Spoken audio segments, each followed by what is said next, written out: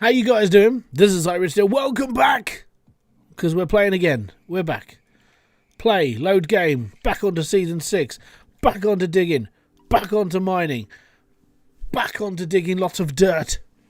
We did a stream this morning. I wasn't feeling 100% great. Genuinely, I was sitting here going, okay, not sure about this headache is doing. Took another dose of paracetamol, and then it all gone away. And I am a lot happier now. And then just fighting down it, and now I'm back. And as you can tell, I'm louder. So that means I'm hacky. I'm okay. Oh, yeah, I'm doing good. Doing good. Hope you're doing well. Good weekend ahead of you. If you're in the UK, batten down the hatches. It's going to get a bit blowy out there. And apart from that, we're doing good. So I have done a whole clean out since I came off stream. So I'm sort of just chugging by as normal. I have had 16 copyright notices come at me since I started streaming this morning, because a third-party company is genuinely copyrighting every song that comes through, even though I stream Beats by Harris Heller, as you can see on top. So it's been a really fun morning. So I've never had 16 copyright notices in one sitting at all, and I'm like, what the frick is going on? Obviously someone's getting greedy out there. So that's just me.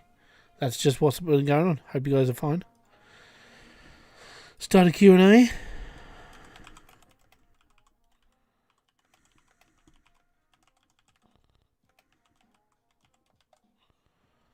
Oh, that's not a Q&A. Q&A. I don't need to do a Q&A. I need to do a poll. There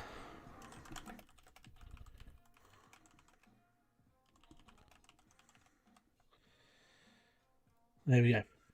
Anyways, but yeah, it's been a really fun morning. Didn't know what the hell was going on. Let's put it that way. Do. Right. So this big beast is actually yeah, I need to position properly. And then we're good.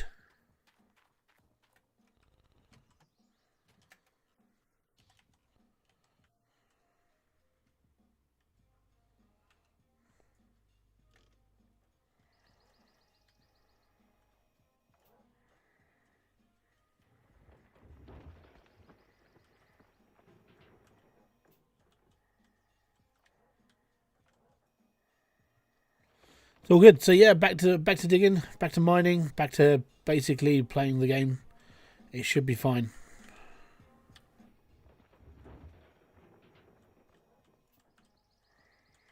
And we've done, I think I've done I did one full clean out with you guys this morning. I did another full clean out today, so I'm up to 200 and something thousand.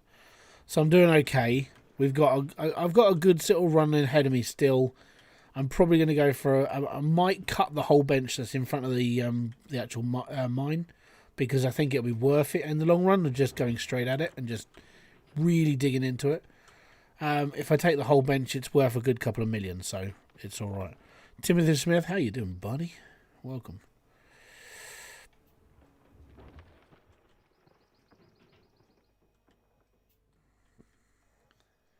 Good.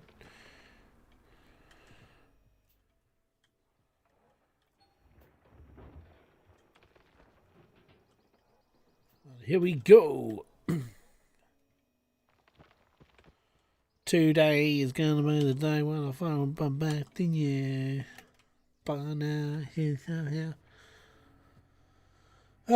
So happy. Hey, Hybrid. Gonna give you a lurk while I do adult things. Okay, I'm gonna be questionable of what adult things you're doing, but you don't have to tell me on stream. Very suspicious. Unless you're doing hoovering, and then yeah, that's cool. Keep it down, fine.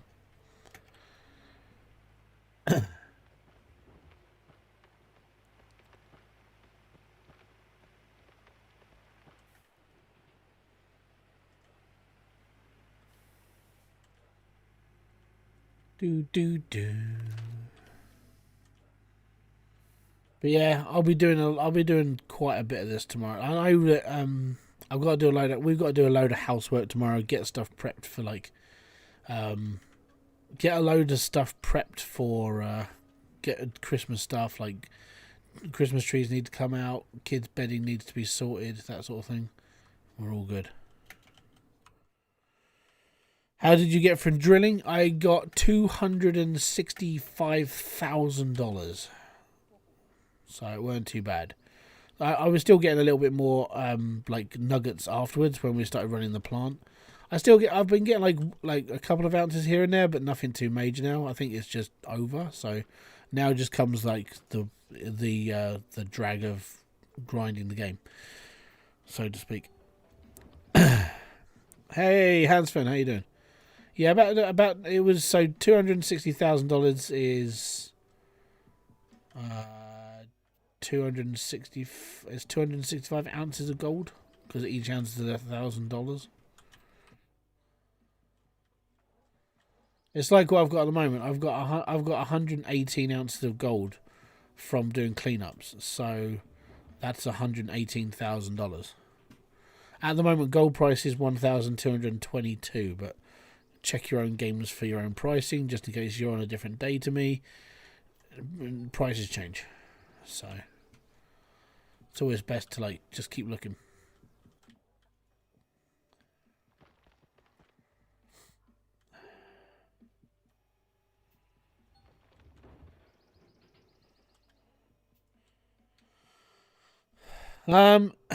Lots. I mean, the apparently the cap.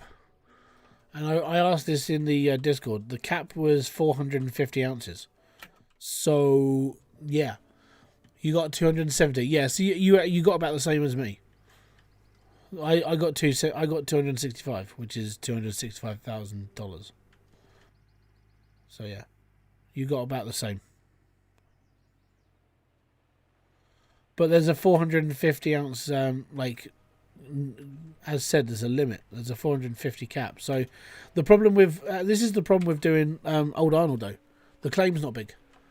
Yeah, the Rashford said 425, but because the claim's quite small, in order for you to like get a full amount out of it, you have to drill everything basically. Now I started doing it over here, but I was getting bored, so I was starting to drill in just lines after that, but I found this like dead section of my claim, I couldn't be bothered. Most of my gold is basically clumped, which is quite nice. It means I could dig from number 40 to number 215 and just clear the bench and just go. I could just roll with that and be happy. You know? So it's not that bad. Yeah, lots of drilling for max cap.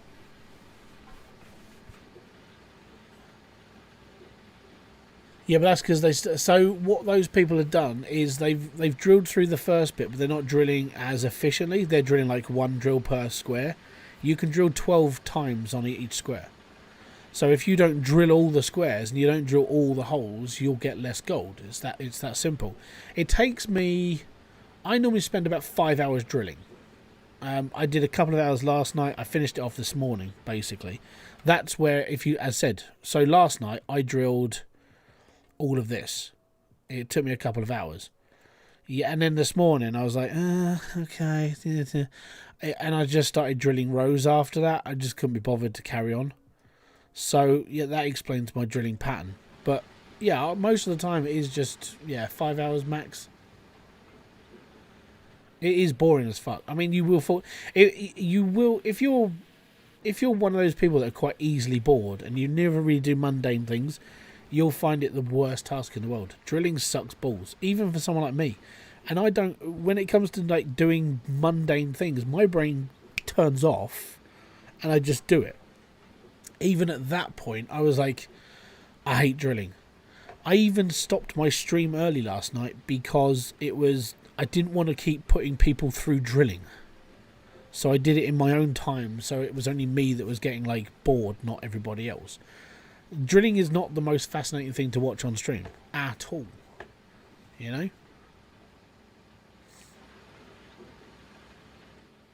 So that's why I stopped. That's why I did it all this morning. I was fine. How you doing, Claus? Welcome back. Because we spoke this morning, because you're on my stream then.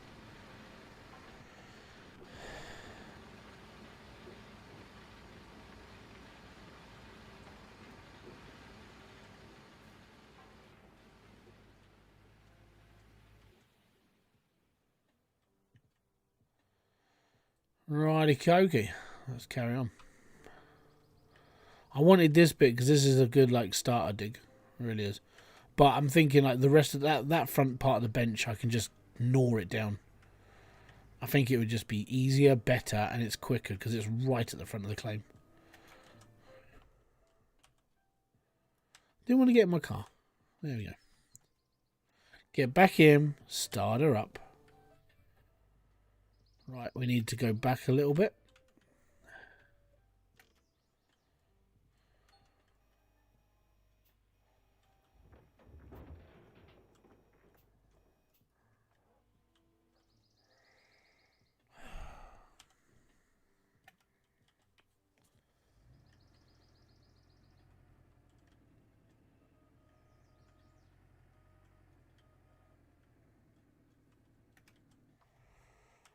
And there we go. I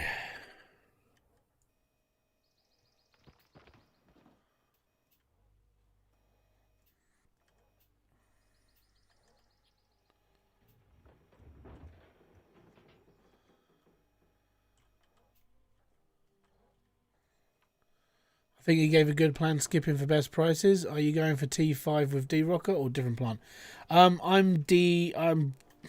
What's the one where you basically... I'm using the D-Rocker, but I'm basically just...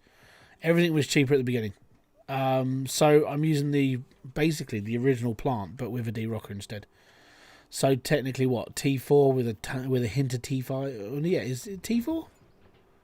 Or is it T3 with the T3 is the shaker deck, isn't it? Or is it T4? I can't remember, by the way. I'm dumb. And my water supply is about to freeze over again. Oh, bums. 3.5. Yeah, I'm on that, basically. The thing is, it wasn't me that, like, I saw other people doing it. And I was like, hey, why do I do this? Because I've got to be honest, for the first sort of couple of seasons I've played pretty innocently. I've played like, oh, I'm just going to play like as the game tells me. But I saw more and more people like skipping the winter time, or like going through to like permafrost area and stuff. And I'm like, why don't I do that? I mean, everybody else seems to be doing it. So I was like, okay, cool, I'll do it myself. So I did. At the end of the day, it's in the game. I'm not cheating because it's a legitimate thing in the game you can do. You skip months. And renting your stuff in the winter time or in like permafrost time is just better. So yeah, I was fine with that. Everything cost me what, 65, 70 grand in total. I'm renting most of my equipment. I would say I've bought the most things, like the power bank and things like that. And I haven't got any workers working because I couldn't afford the workers. I could, however, if I went off and like actually like smelted my gold now, I could afford the workers. So I could start pulling them in now, and then by the time I move claim, then I could jump to another claim. But my problem with jumping to a new claim now is like if let's say I pull up another. I mean, what's the lease on like Pine Valley? I can't remember. How you doing, Mello? What's the lease on like Pine? I can't remember, and I'm stuck for ideas. And I can't pull it. Oh no, can I pull it up? No, I don't think I can. Whatever the lease is sort of like what I'm thinking. 500k. I reckon if I can pull, I'm going to take that bench apart tomorrow. I'm pretty sure I will. We'll go from there. But yeah, I'm thinking if I can get to like Pine Valley and pull some gold up, where I'm in a better place because the gold's better in Pine than it is over here. And all I need to do is just do another 5 hours worth of drilling. And I know drilling sucks, but it's worth it. And it's flat. Pine Valley's flat. And there's a lot more ground to like drill and be happy with. And if I can find like the bigger nice sections of gold, then it's all good. I mean, I could pull, I don't know, after like claim insurance and stuff, I could probably pull 3 million out of here, but it's a bit of a grind on old Arnold, isn't it?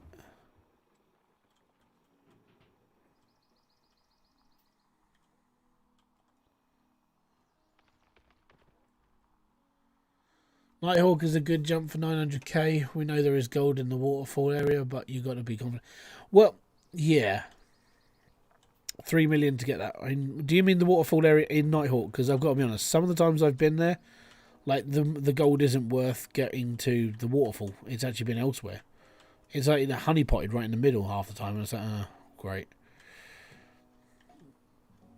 So that's why I always I always drill it first.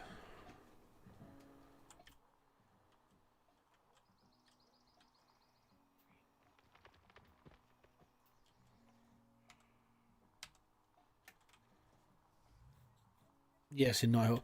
Yeah, like the waterfall's okay, but I have found some of the maps I've even played on, the waterfall's been a bit crap. So I've never really 100% dedicated myself to it. Honestly. Right, I need one more like truck full.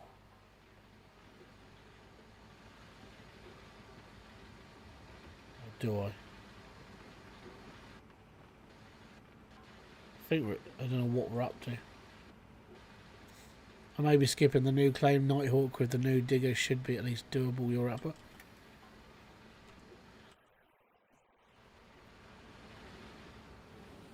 What am I up to? 70. 71. Yeah, this will do 96.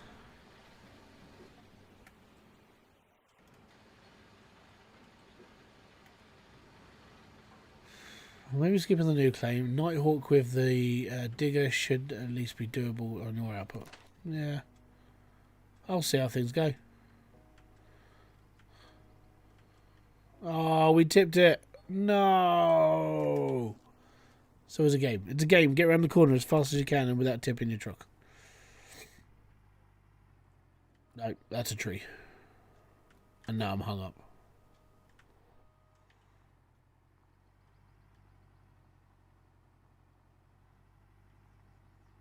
The thing with this excavator though is that Nighthawk claim becomes easier because everything's more reachable, which I do like.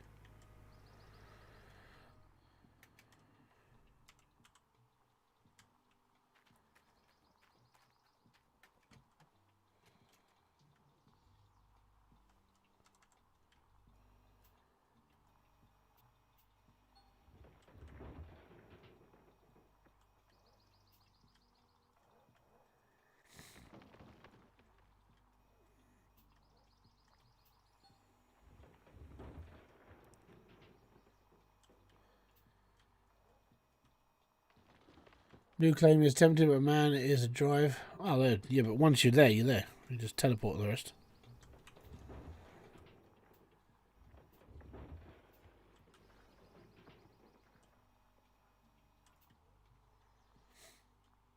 Oh, yeah, I know, that's the thing. But the thing about like having fun is you just grind it out. This game is built for grinding, you know. I thought that was the whole point of like trying to get like the most amount of gold. You're supposed to like grind it for hours more on end than anybody else who could play the game at the time. That's how it's always been in the past. Like even up till like the last time I played Leaderboards, it was like, well, I'm having fun. I stayed up for 17 hours and now I'm first on the leaderboard. You know, apparently it's fun.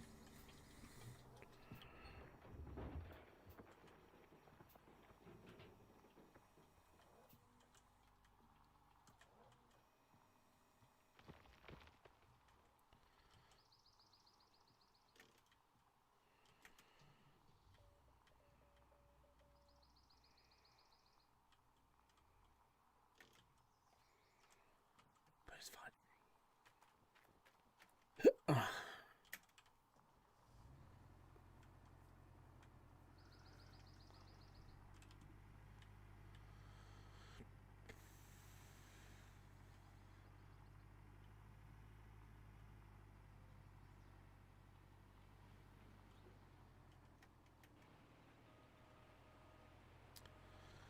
Can be for sure. I like the seasonal board. The max anyone can play is 74 hours. It's more skillful and less time. Is there a new leaderboard? Because I think I've only ever seen the one.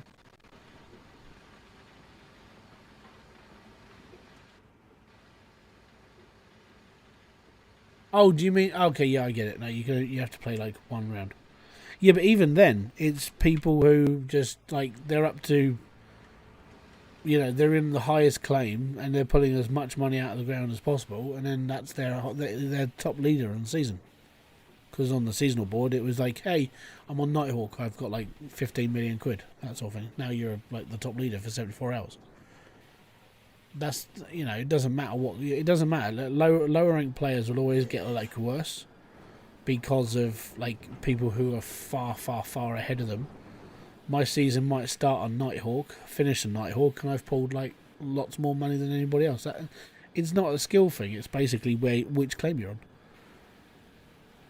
I guarantee the first person into the leaderboard to get to the new claim, they'll be well ahead of everybody. That's just how it is.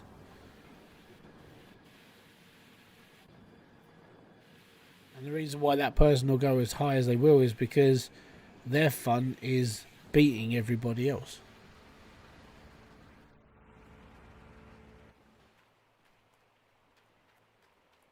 Day, 37 days in in-game session, in-game day is equal to us. Yeah.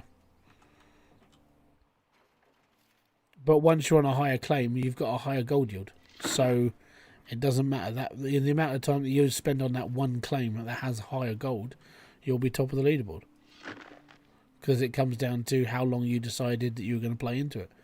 And it's not so much of a skill basis. If like all the gold's there for you and you're on the highest claim, it's going to give you the most amount of money.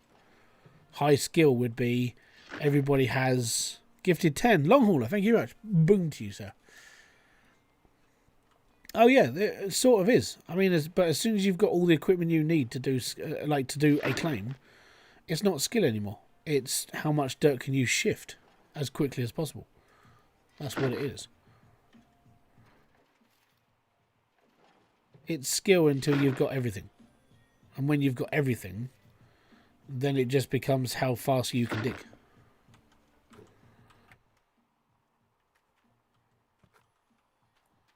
And then the skill comes down to how fast you are, not like anything else.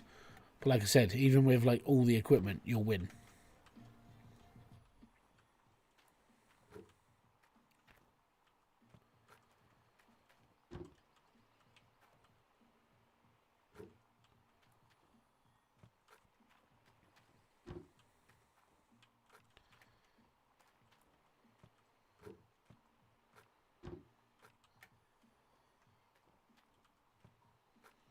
That's a lot of digging, man.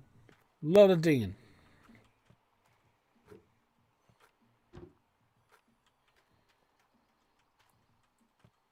Right. Well, need to get myself another like nuggeter so I can do both of these at the same time.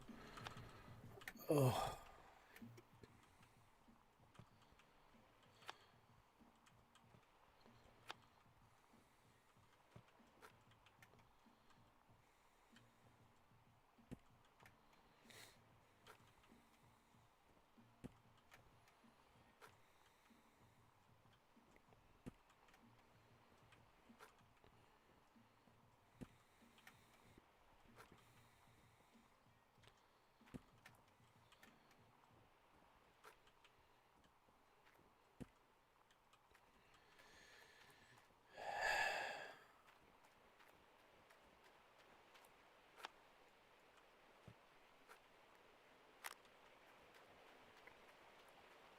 Sorry for the note. No, that's all right. I dig differently than most people and I move less yardage but output the same gold. You are correct. The most people fleeing dirt. Yeah, exactly.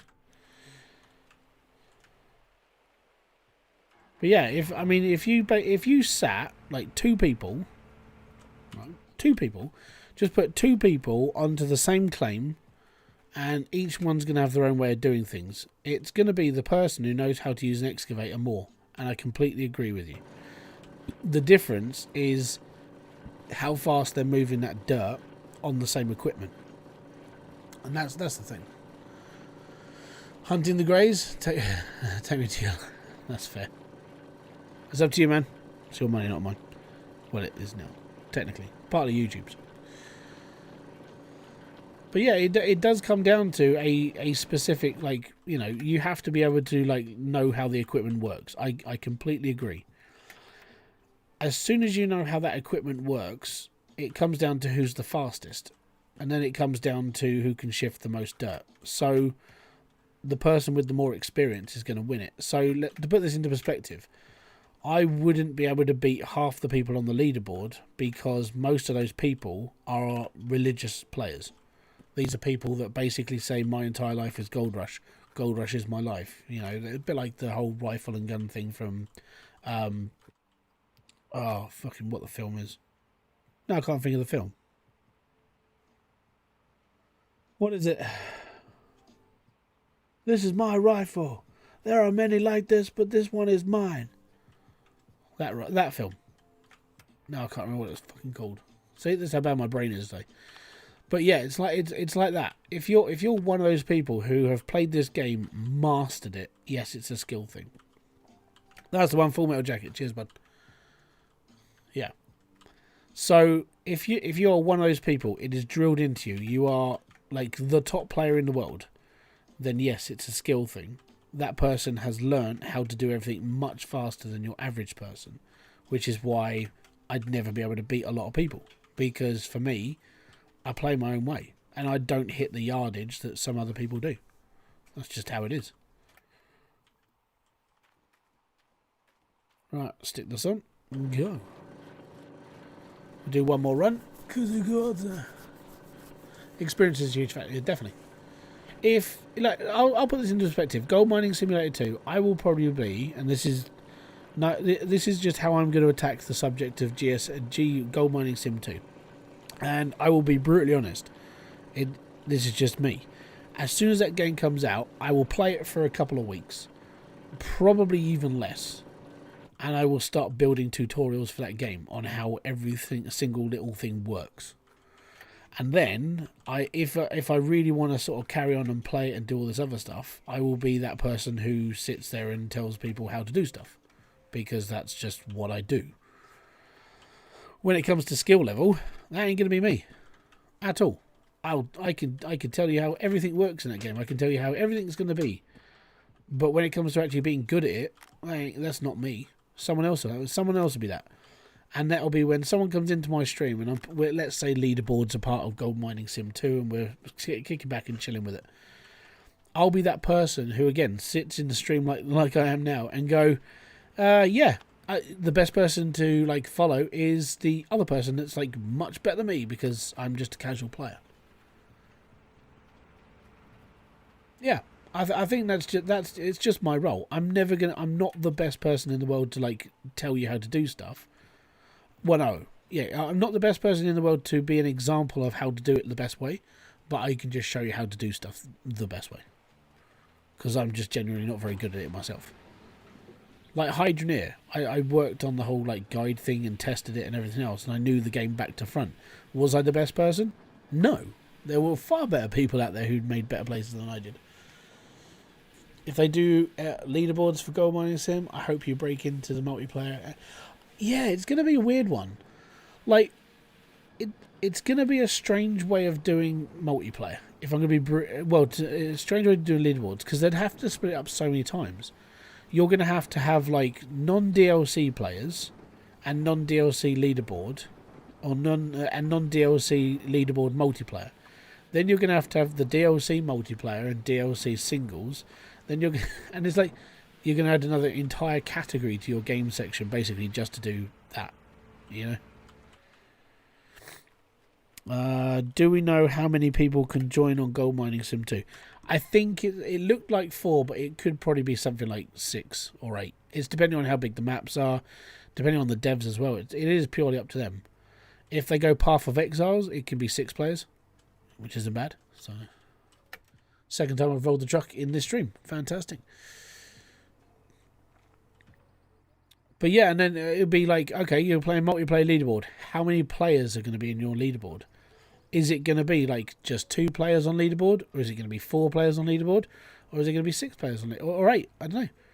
So all of these little tiny factors have to then be put into perspective. Like which one is going to be best for the leaderboard? How is it going to be more structured for, number 1, your casual player, or number 2, your hardcore player? It's gonna. Could you imagine a digging royale? So how you would do that is you'd have like a I don't know, you'd have a 2,000 square, you have a 2,000 acre land, everyone's wash plants is already set up, and you're literally fighting over the dirt that's in this one plot, like Hungry Hippos. That would be how that Battle Royale would be on Gold Rush. Hungry Hippos with JCBs. Yeah? Mate, we need to do it. Someone needs to invent that game. Well, hold on, we just invented the concept. Someone needs to build that game. Just all-out brawl of diggers. Let's do it. Let's do it.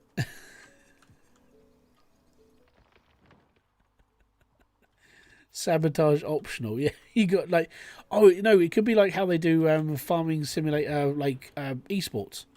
So you get like 2 teams on each side, and you have to like battle for who can do things the fastest.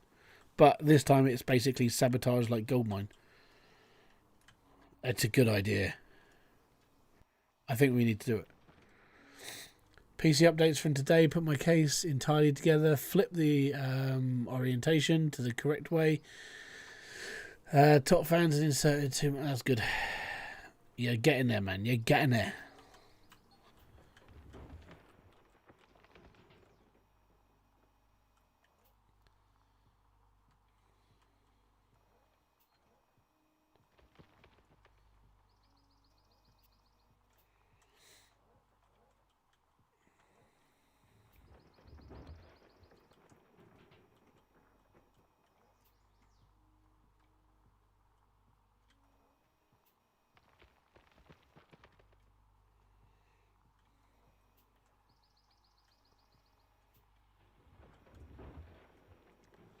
Also been playing Station to Station. Game is absolutely gem. Yeah, and I haven't got around to playing anything new.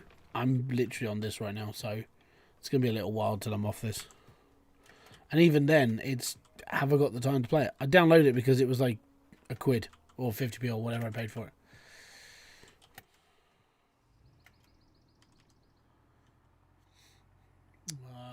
So I'm heading out. Peace out, man. Have a good one. Enjoy soon. Enjoy yourself. Be happy.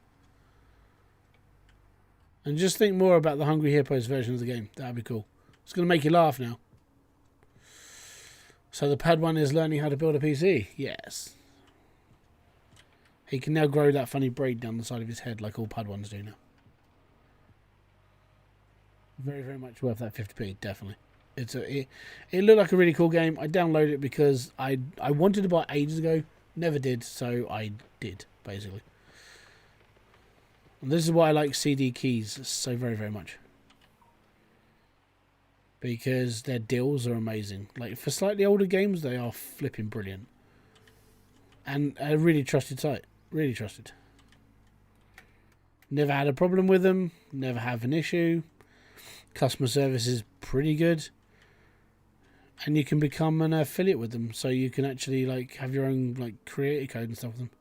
Even though, in fairness, most of their games are quite cheap anyway.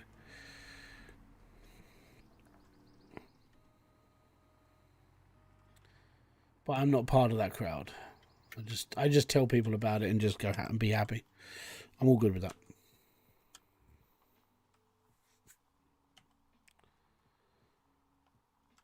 Lights. Change the camera because we balls the camera up. Right, which one? Not that one. That one. No. That one. There we go.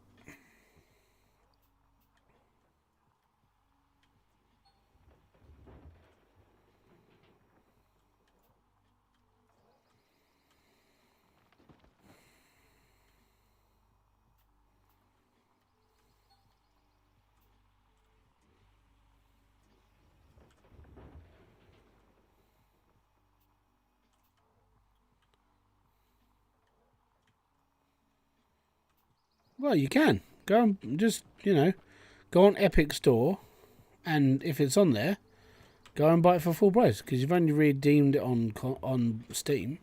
You could buy it again on a different platform. No one's going to stop you. The developer would be happy as well. But yeah, it's just a chill game. as I said, haven't really played it myself. It was on my wish list for a while, but I never got around to buying it, so I took it off my wish list. Starting a new mine tonight on Backwash Country. Oh, is this Farming Sim one? Yeah, it's fair.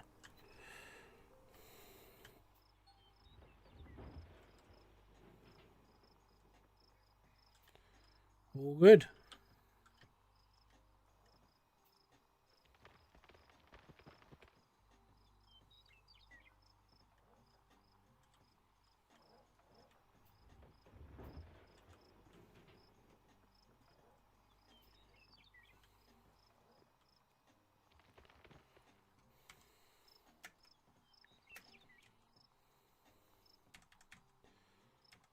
Eh. Oh, keep pushing. No, just seriously. Turn off. Be happy. Right.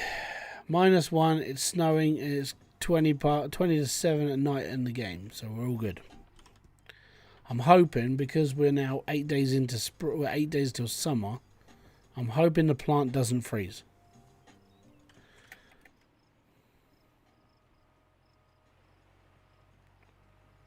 If it freezes now, I'm going to be very disappointed.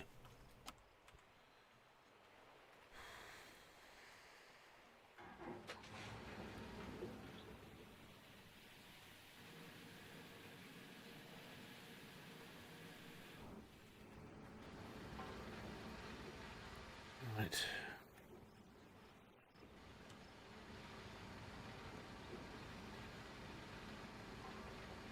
Just got to wait. Unfortunately, it's dark here.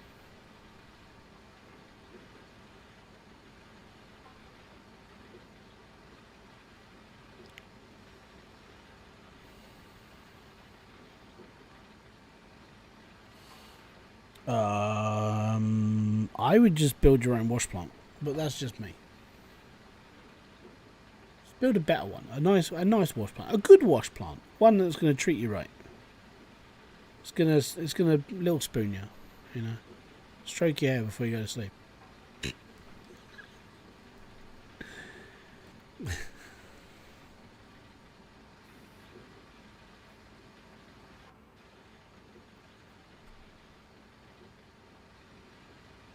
been a more fun afternoon since my headache gone. I'm in a lot happier mood right now.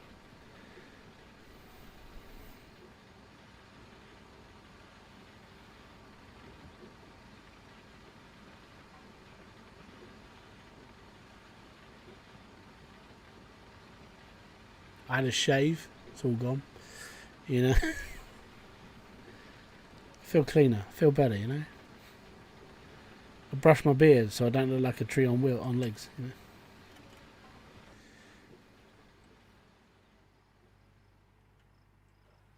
I was just a wreck this morning. Like today, I've been a lot better this afternoon.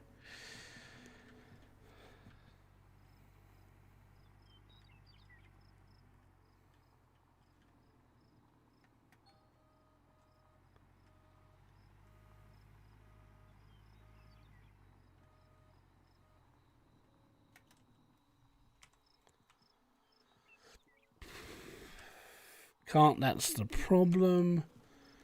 2 of them are pre-built. Third one is just parts. See, I think this is where you need to have a chat with the modders of that and just be like, no, I want to build my own wash plant, right?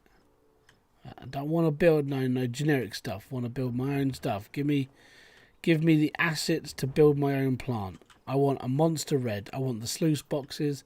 I want it all, and I want it now. No, I get it. It's fine. I would just go with the one that's sort of in bits, because if you're gonna, let's say, are you streaming this?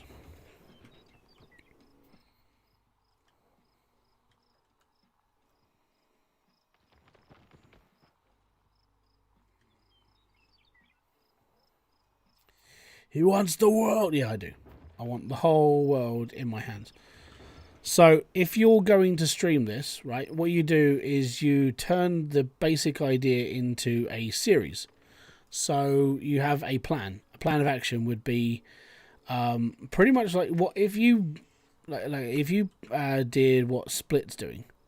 So Split's sort of role playing out of all right now. And what I mean by role play is he's like pretending that the mind that they're on is like they took on the mind from an old person, yada yada yada, and they go from there. So you could do something very, very similar to that. Like, you know, farming sim mod is obviously you've got the wash plant. It's in tatters. It's on a bit of like an abandoned land, and your idea is you're gonna take over the mine. You paid X amount of money for the land, and then the idea is to make something of all the scraps because you haven't got any suppliers or something, or they're not coming until a couple of months, or so you make it a story. That's basically what YouTube is. It's a lot of like glorified storytelling. So yeah, Well, this is the thing. My brain never used to work like this. This is why like YouTube sort of changes. If you can start tapping into that thing, it's almost like the creative spark of YouTube. The idea is you turn something into nothing. So, like, I mean, starting from nothing on Farming Sim is just what everybody else is doing. What you could do is you could obviously you can set up this scenario for yourself, but you could give yourself, you know, let's say you give yourself enough money to buy a small plot of land, right? And on that small plot of land, you put the ruins of a building, right? Some broken fencing, that sort of thing. And your story would be, I bought this abandoned farm and now I'm stuck with my bad choice. Or was this a good idea, blah, blah, blah. And then you can show the series of you rebuilding this farm. So that's like an idea that even anybody could do. Most people who are playing Farm Sim right now, and I would say most people who are playing it, are... I started with nothing to build this. No one's building an abandoned farm. No one's bringing an actual, an original story to it. And it's not until you start playing these games do you see the pattern of what everyone thinks. And the reason why myself and like I would say probably a lot of the people who play Farming Simulator don't get a lot of views is because we're doing the same thing as all the other bigger creators. So if you can think a little bit out of the box, like you use somebody else's idea as your own and see if you can twist it to make it more compelling for other people. So with Gold Rush, it's a little bit difficult because everyone who plays Gold Rush is playing Gold Rush. There's no story here. It used to be a story, and then that's how the game was originally built on the pretense of what was going on in the actual TV show. But no one went, hey, I took on this abandoned mine site and now I'm stuck with this much debt, blah, blah, and then you can go from there. So yeah, this is what listening to the bigger creators has started to leak into my brain. It's taken a year, and that's how I'm starting to see things. So it's like so I'm built. What I'm currently doing, well, I'm not doing it now because I'm playing this. But when I come back from Christmas and this season finishes, on this channel, Hybridsteel, I'm going to be doing like Farming Sim or something. I'm just going to be doing what I've done before, just earning money, making videos or streams and this and that. Just genuinely being happy, all right? On my other channel, which I want to start building, I've started recording footage. Now, the reason why I started recording footage and not actually making full-length videos is because the footage itself is going to be an actual story. The first two videos are basically recorded, and the sort of like the building blocks of the story is in that video. And I wrote a quick synopsis of all 6 videos that I want to record and edit and put together. And the idea is that, you know, person down on luck does this, and this, and then the little story evolves into fully fledged business or that sort of thing. And that was just something that I put together because that's how I saw everybody else isn't playing that game. Everyone else is doing one thing, and that's the same thing as everybody else. It's the same with Farm Sim. It's the same with all content. And I've started to see it. It's taken me so long. And I suppose what I could do is I could technically do it on my channel. I could sort of scrap the idea of being like just a streamer or doing like a small few bits and pieces and actually do some of this stuff and maybe make my content a bit better. But at the same time, this camera is going off. The other channel would literally be a no cam channel, because then you're able to like hide the mystique a bit. You're able to actually build stuff on the back of being anonymous, and no one really knows who you are, so the stories are, maybe they resonate with the person watching. So yeah, it does start pushing you in a weird direction when you start thinking outside the box of how you normally did stuff to what you're doing now. It's just, you can do things a lot different. And I would actually put it into perspective. You would be the only person doing a mine rescue on Farming Simulator 2025 or 22. Sorry, you'd be the only person, unless there is somebody out there who thinks like me, which there are some.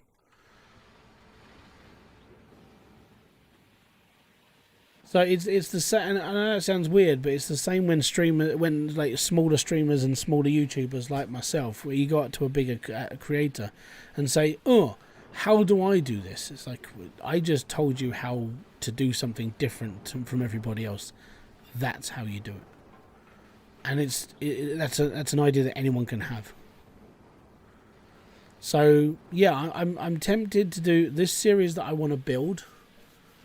I am tempted to do it on this channel as well, and I'm tempted to upload it onto another channel. I know YouTube gets a bit funny with like, I mean, it doesn't like it when you upload two of the same videos on your channel, but I'm not sure what it does when it's like on two different channels. I don't know. I might have to have a chat with Team YouTube, maybe, or somebody else that may have already done this as a testing idea. But that's where I'm sort of at for plan wise. I'm like, okay, is it possible? Or do I just start doing things like that as members only content? You know? Never know. Member only content is a little bit different because obviously it's for members only. Which I have considered, because obviously like people are members of my channel. I'm like, I do need to kind of find a reason for these people to like, why are you a member in the first place, apart from someone gifted you the membership? But you know, in order for you to stay as a member, you know, do you need special content to keep you here? We don't know. I might do a members only like Q&A at some point or something like that, you know, just keep it a little bit more fresh.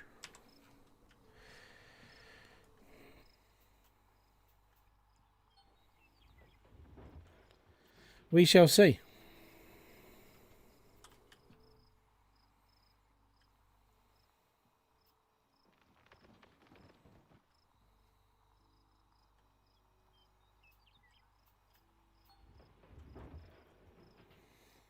But anyway, hope that gives you some food for thought.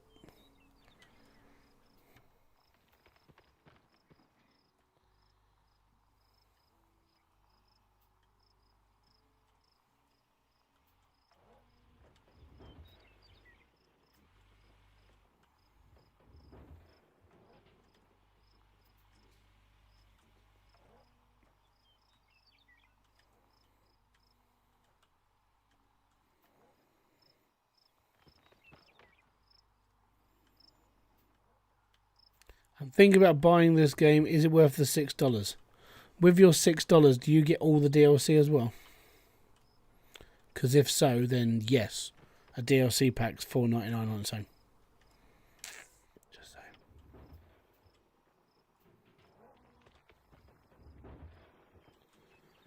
And in all honesty, it's like the grandfather of mining games. It's always best to see where where games like Out of War and a few others are. No, it's just the main game. Have a look in the bundle section quick for it.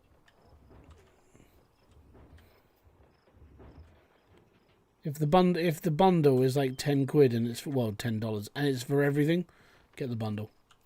That's if you like gold mining. It's so hard to say if it's going to be all right for you or not, because I don't know what sort of games you play. That's one of the main issues. Let's just pull it up. Let's have a look at Steam quick.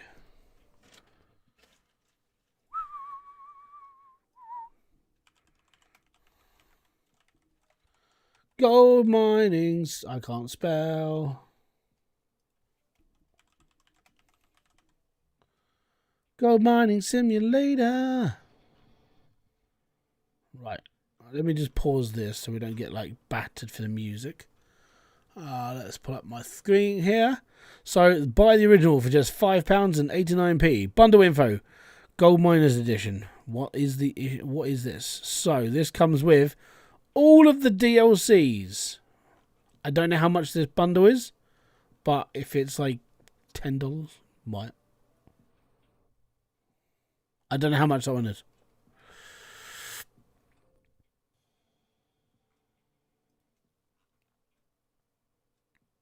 Or the Orange Beast bundle.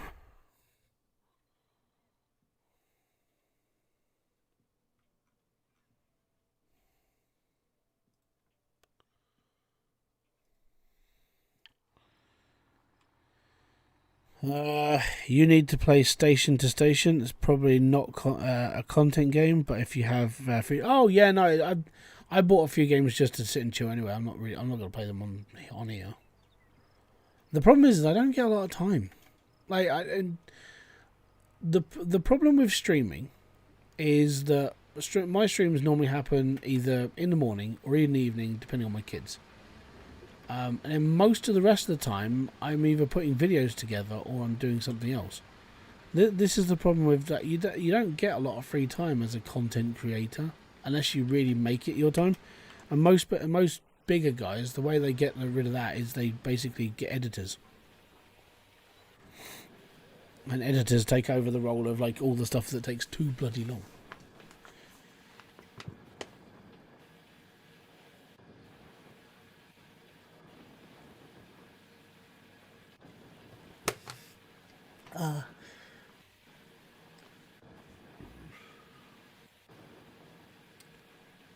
I might do a station to station stream at some point in the next year. We'll look into it because I think it'd be cool. Just a chill game. Just calm down. Oh, my shoulder. I know why this is hurting now, because I sit like this and I watch stuff. It's pushing everything up into my clavicle, and it sucks.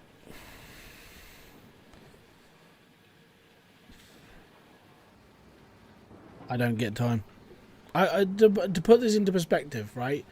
This month alone, because December's a crazy month, and if I wasn't playing this, you would have had 6 different games before Christmas being shown already. I've turned down 6 different game first viewings this month alone so far, and we're only 6 days into the year, into December. Oh. And I turned it all down because I'm playing this. And all these games come out before the end of the year. I'm like, I can't play them.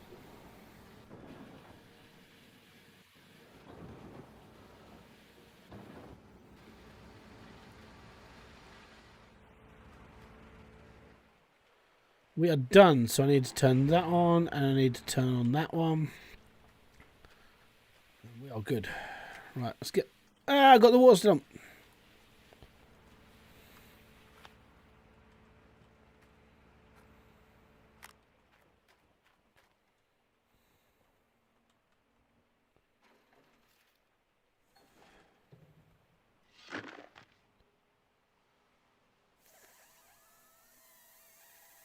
Fudge. Right, I've got to go into town. I could get it transported, but I do need to I need to sort my gold out as well. So I think it's a trip into town. We'll pick up another pump thing. We'll be alright. Oh, damn it. Didn't want that to happen. Not now. Not like this. Not like this. What we'll do is we'll get all this done first. We'll get this all stripped down. And then I'll head into town. Actually, no. I might just get it delivered. It'll be worth it, won't it? It's a new pump. I need the pump for the water.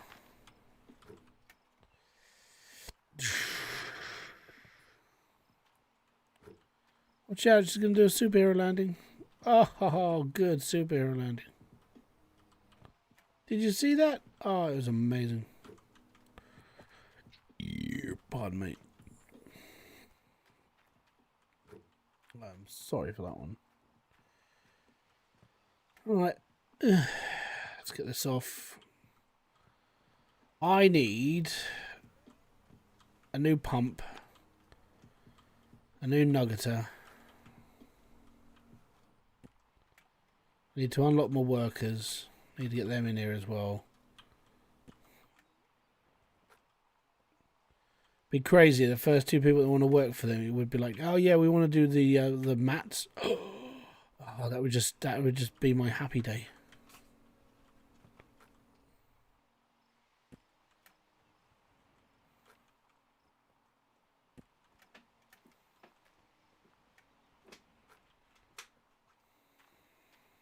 Right, that can't be washed until I get this thing. Right, let's go and get a pump. Yeah.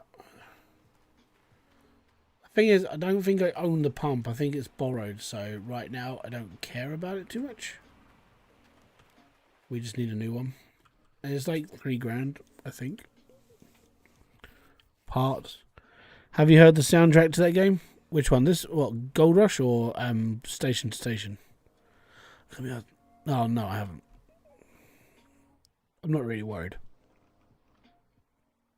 Mobile box plant, reinforced trommel,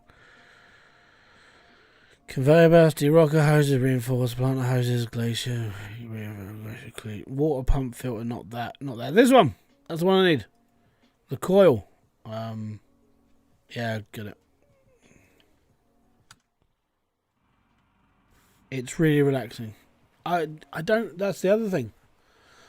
95% of the games I play, I don't even listen to soundtracks because I record them and I don't want to get knackered for copyright. I don't listen to soundtracks of games. Peace out, man. Have a good weekend. Have fun. I don't know what you're up to, but enjoy it, whatever you're up to. I know, you're broken, you twonk. What'd you do? Does it have to be turned off? Oh.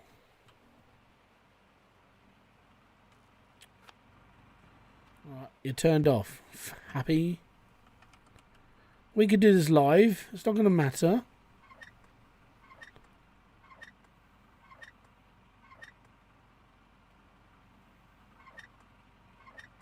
This is the only downside to not being able to bring like water from a water tower. This.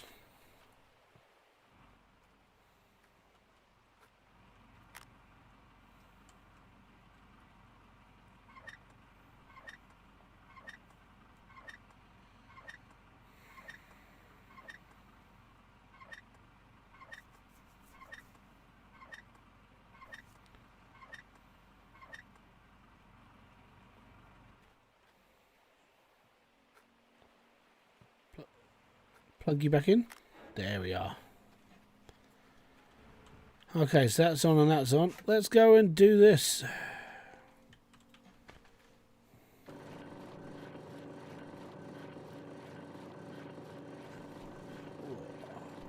There we go.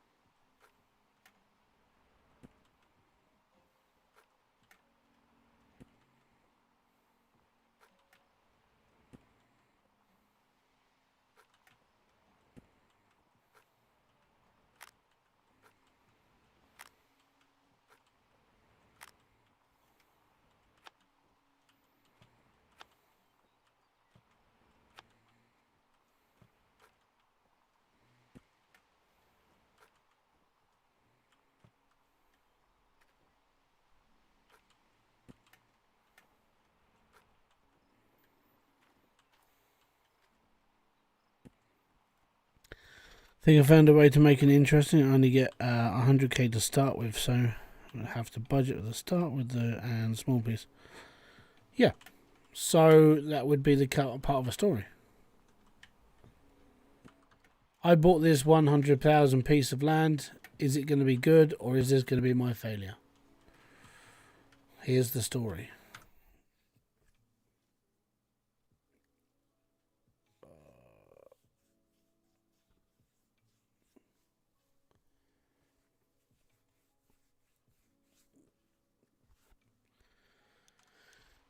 Right, let's get this done. Do I have a spare bucket? I do. Yeah, this one.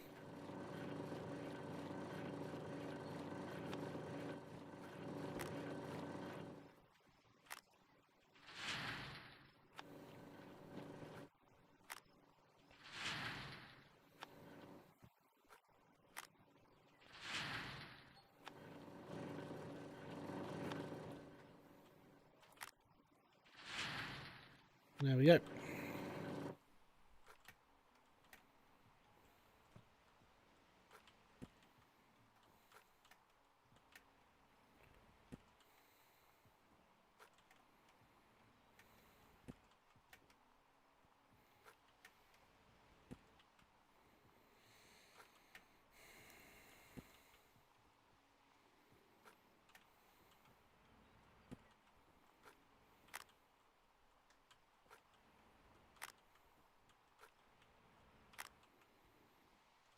Righty cokey, let's do this. Scorpion Milk, how you doing? Interesting name. Never tried Scorpion Milk. What's it like? Does it leave a bit of a sting?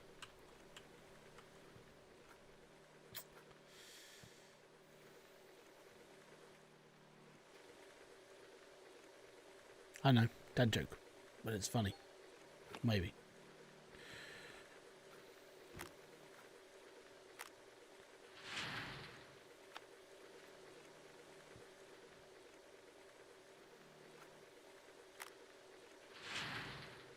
Hey, see, I got a low. Hey, all good. It's made my day. Actually, I made a joke.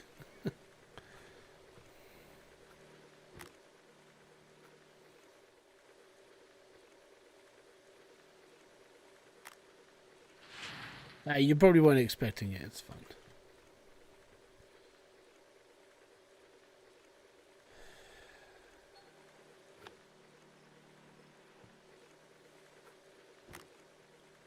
Also, okay, so I watched Evan Almighty a couple of weeks ago with the kids. After they kept asking questions and so on and so forth, I sat down and watched this film. And it made no sense to me. Now, I get it. They had to build an ark to save a town because the dam was going to break. If you haven't watched it already, watch out, spoilers. Right?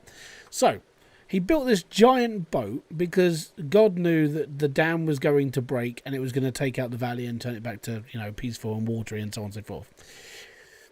Couple of things. Why is it all of the animals from across the world, you know, all the animals from across the world had to get on this specific boat to go to Washington? They came from all over the world to get a free trip to Washington on a boat. Now, also, there was quite a lot of water, but I don't think it was that much water compared to how much water it would need to get to Washington. And I was really confused by all of this. I was like, why? Why does he have to have all of these animals to protect him to go to Washington from his housing estate? Why?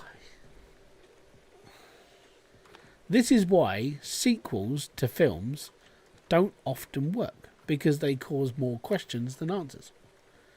Okay, so processed dirt, 2,000 yards, all good. That's not bad with just an excavator on its own. Earned gold, especially when I've got a truck and not Frankenstein's. Earned gold, 112 ounces with provision of 33. Money spent on machinery, 25 grand. That's okay. We've got 135,921 left. I'm okay.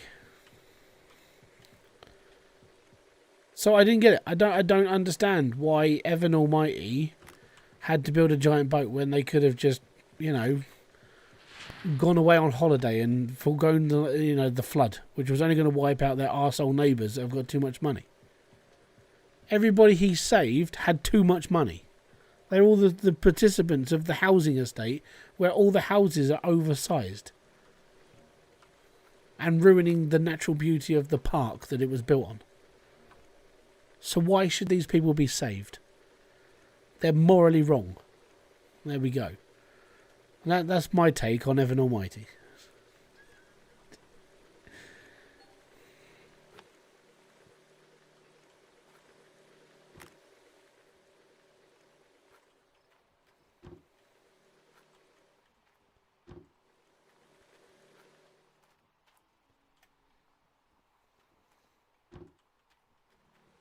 I've probably just ruined that film for someone.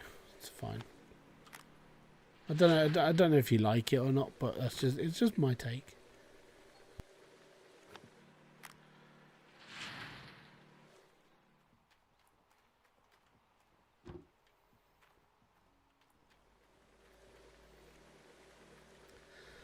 The name sounds familiar. Have you ever watched Bruce Almighty? It's the sequel.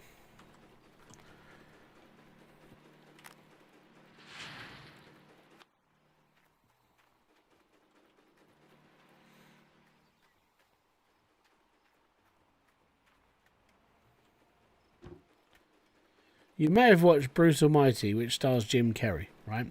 And I can't remember who the guy who plays Evan.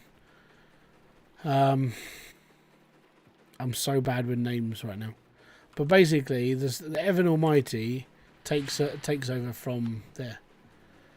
So it's more funny than realistic. Yeah, but I didn't even find it funny. I found some of it funny. He's building an ark on his own. He's going grey, and it's like the moral parts and the compass and all that stuff. And I get it. John Goodman, really good in it as well. It's brilliant. But I just didn't get the fact it was like, why didn't they just not be there at the time instead of having to get all the animals in? The guy from The Office, I can't remember his name now. My brain is so shot. It's not even funny. Just putting out there, you've got the best beard on YouTube. I don't have the best beard on YouTube. There are people out there with much glorious beards than myself. It's a beard, I'll grant you, but I don't think it's the best. Yeah, basically, Bruce Almighty, and this is the other thing. I watched one of those like going down the rabbit hole videos of like Bruce Almighty, and what if the person he was speaking to wasn't God but the devil, and he gave him all of the powers of the devil, which masked it to be God. Lust, greed, national lottery, that sort of thing, and all that. Oh yeah, that was a good video. I enjoyed that one. See everything from the other side, and you're like, actually, this makes a little bit more sense.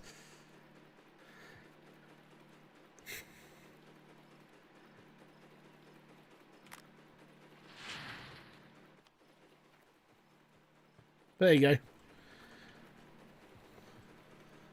Iceberg theories, yeah. I like some of them. They're interesting. Yeah, I don't take them seriously, but I think they're pretty cool.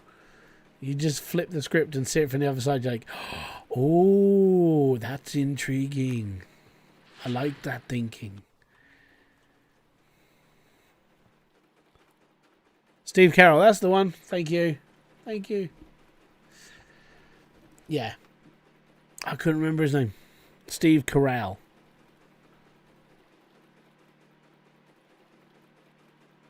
I like him. He's a decent actor, good comedian as well. I do enjoy his humour.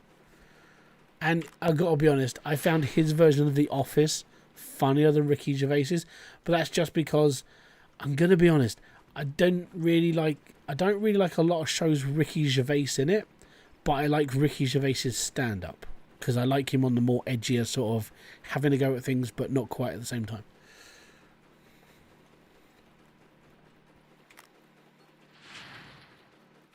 See, that's the thing. Get past the itchy phase, and your beard will be okay. Trust me. If you when you get past that, I want to rip my face off. You'll be fine. That is the worst part for everybody. It really is.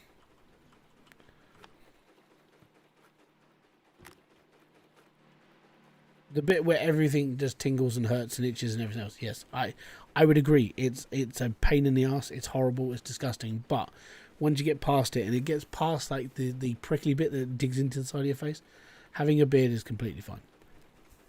I just don't like having a moustache. That's where I get mistaken for being Amish. I probably get mistaken for being like part Taliban as well at this point. Just because of the beard.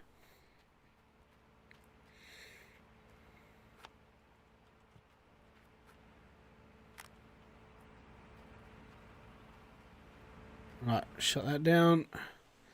Shut it down. Dump. Turn that bad boy off. We're all good. Top that up. Glug, glug, glug. Fantastic. And then we'll take this to the bank. Well, not quite, but you get the idea. But yeah, growing a beard is just growing a beard. If it doesn't agree with you, don't feel obliged to grow one. Basically, I grew one because, for me, I always used to grow like a goatee beard.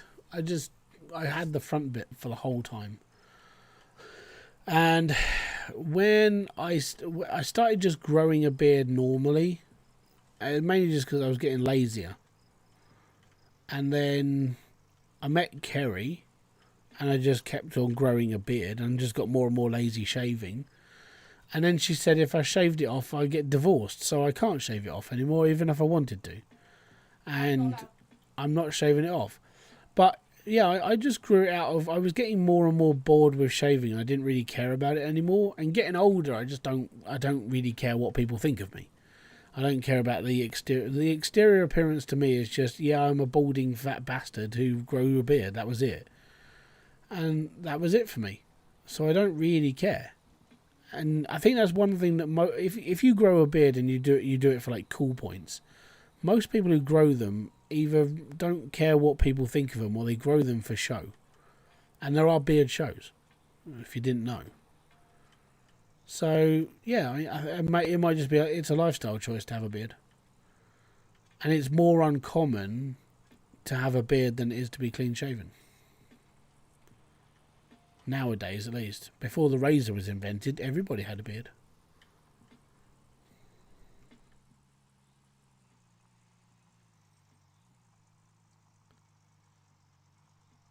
I thought I wasn't allowed to do profile checks that the police do. I don't know what you mean. I didn't put this in the bloody thing. Oh, I drove past it. I was just like, I'm going to go and do my gold. I forgot to stop off at the trailer. Wasted 5 seconds.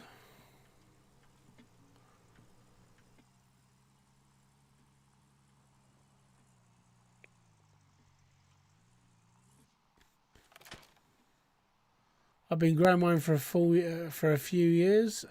Beards are cool in general. Yeah, I suppose. I just like having them. I'm different from my brothers. They don't have beards. I do. Actually, I'm the only person.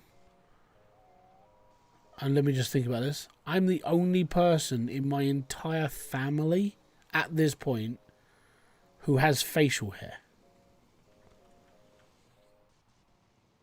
My Uncle John used to grow a beard.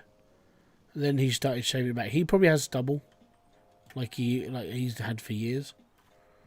But yeah, I think I'm the only one in my almost entire family that has a beard or any type of facial.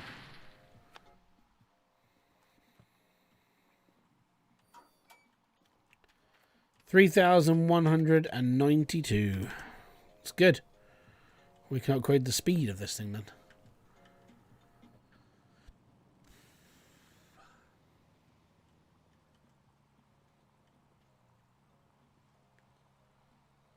I did find there was one thing that made me piss myself laughing years ago.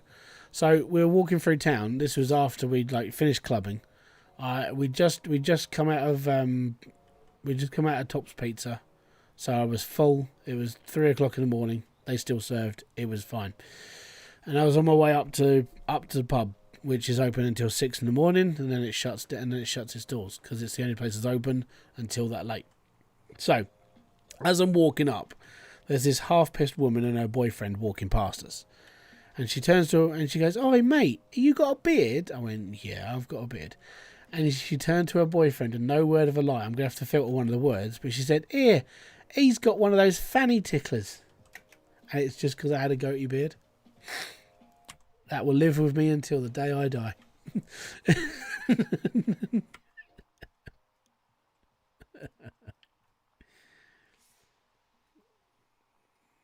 Loving it. It was just one of those times that I don't think I could have done anything else apart from laugh.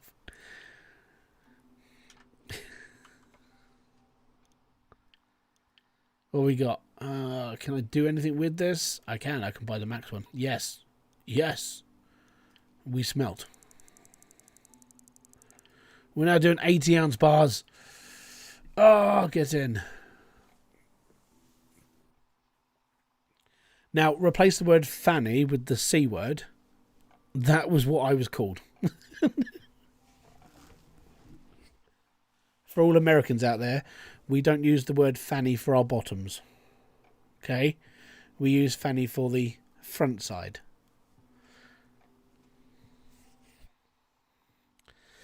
Need to ask you a favour when you ain't busy. Do you want to message me on Discord?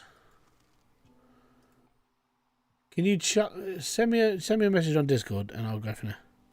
The mustache, right? Well, I didn't have a mustache. I had a goatee beard, so just the front bit.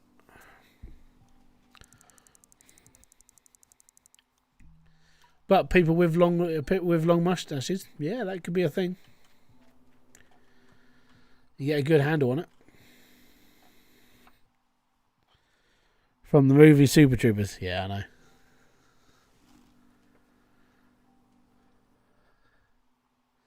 Also, if I was a player for the New York Yankees, I wouldn't be allowed this. You're not allowed any facial hair below the lip if you're a part of the New York Yankees baseball team. Yeah.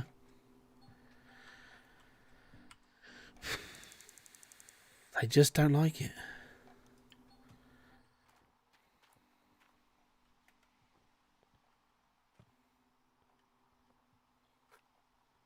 So there was a picture. If he was going to get pulled up, it would be Dallas Keuchel. He used to have like I don't know if he still does. He used to have a long beard as well. But if he got pulled up to the Yankees, he would have to shave his beard. You're back, Claus. You can send me a message about what you want to ask me. If you want to do that, or you can wait till after the stream. I'll be done by actually 11:30 maybe.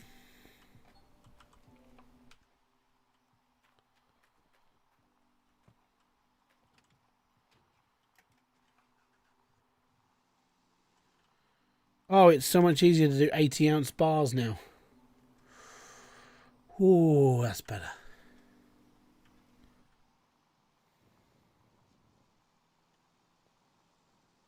80-ounce bars, man. That just makes gold life easier.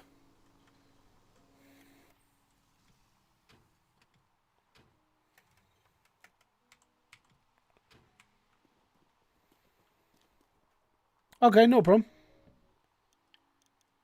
Sell. Oh, yes. $348,000. I'm spending 25 grand of that a day.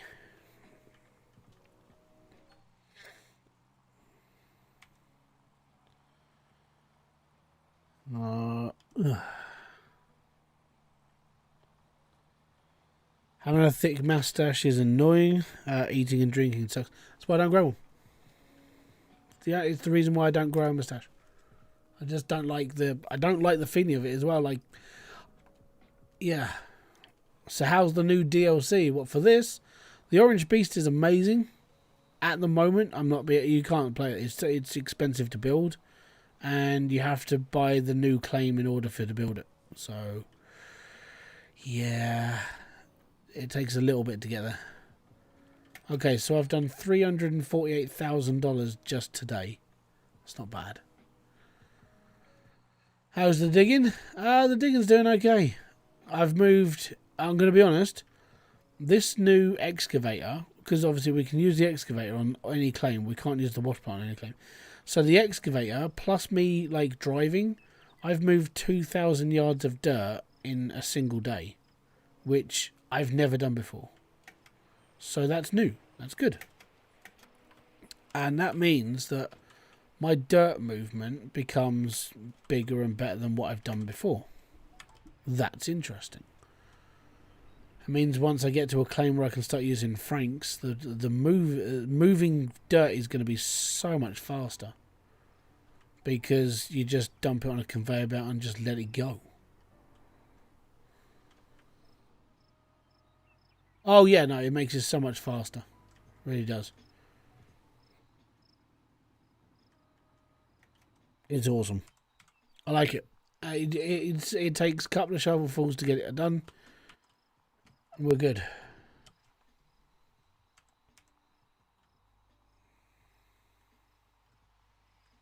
And the reach on it is so much better.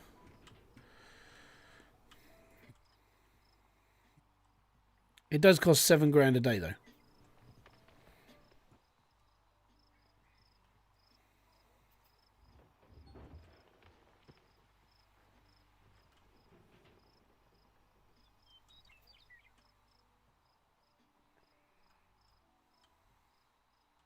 I think I'm out by a little bit when it comes like dropping off. How you doing here, Wolf? How's Gold Rush going? Well, it's going alright, man.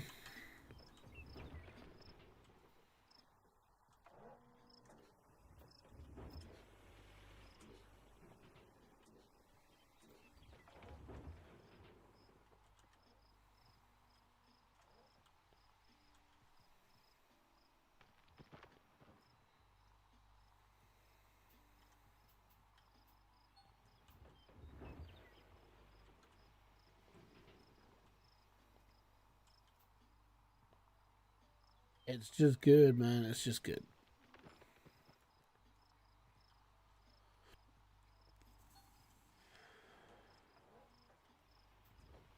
But I'll be playing this again tomorrow. I'm playing this nearly every day now until Christmas.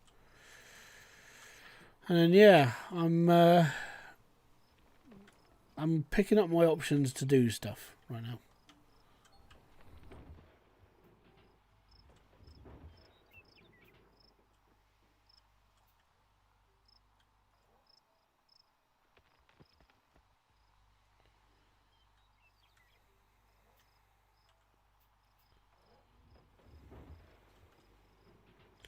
Need to mark that off, actually.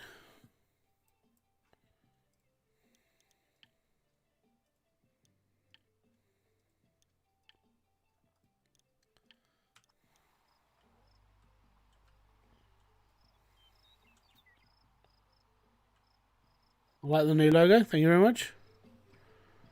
It was a joint effort from me and ChatGPT.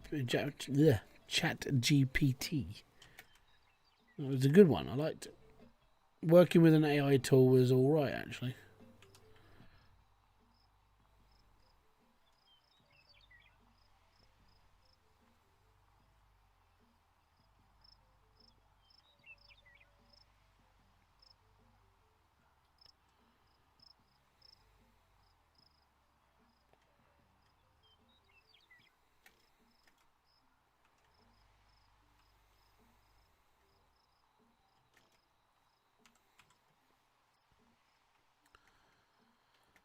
What one do I enjoy the most out of all, or gold mining sim? Ooh, a tough one. I like both for different reasons. So, when it comes to Gold Rush, I prefer... Well, so I'm going to call it Gold Rush because gold mining sim is too much of an effort to talk to. So, the reason why I like this game is because it's more arcadey. It's a little bit more sort of... It's not as I don't know. It's because it's not as real. It generally just feels like an arcade simulator, and I'm fine with that. And it's simple, and anybody can pick it up and play. I'm going to sneeze my brains out now for no reason. It's going to be cool. So, I prefer it because it's an arcadey feel. It's more of a... Anybody can pick it up and play, and it's generally a more accessible game for everybody to enjoy. Okay? And so I like it because of that reason, and it's just mainly focused on gold mining. Follows a TV show that I loved and enjoyed.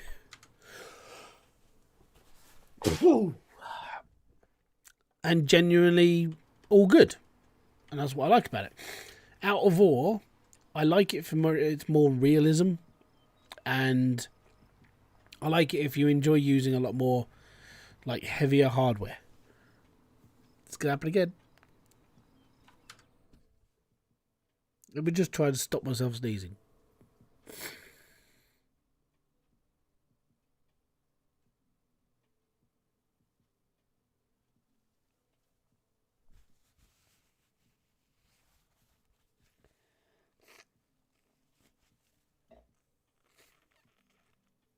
Done. Anyways, so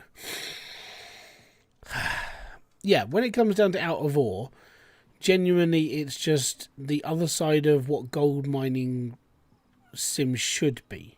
A little bit more real, a little bit more sort of gritty. I don't...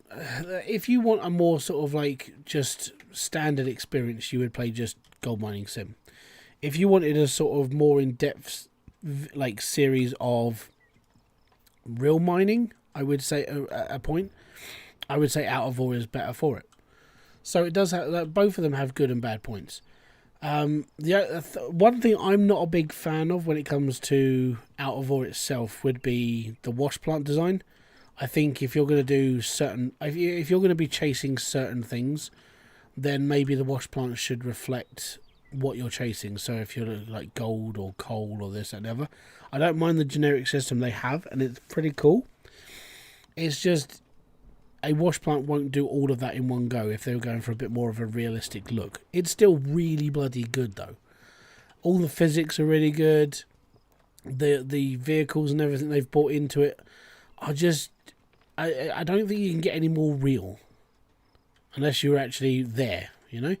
And I know there are certain people who have played Out of Awe who generally used to work in mining, and that all they say is like good things about it because it reflects what they used to do in real life. So they come to something good with that game. Gold mining sim itself is for the casual player, the person who wants to come home from work, sit back and be like, you know what, I don't want to listen to Ryan's shit today.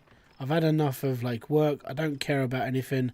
I want to kick back, dig a hole, and earn some gold and make myself feel a bit better about me. That's what this game is. The grinding of Out of Awe isn't suitable for, I would say, the average person who just wants to like sit back and chill. So they're the differences in the game, really. If you're going to put down to anything, that would literally be the only differences. Just one's for more casual people than the other. So they both have their own merits. And comparing the two is quite difficult because they both achieve different things. They're both aimed at two different crowds, you know? So I hope that answers your question. I know it's a bit more of a like, I don't know, it's a bit more of a like a logical like breakdown, but that's how I see these games. I don't see them as competitors. I see them as two different subjects. If I want to play like a real game, I'll play Out of Awe. If I want to play like a more arcadey feel, I'll play this one. That's just it.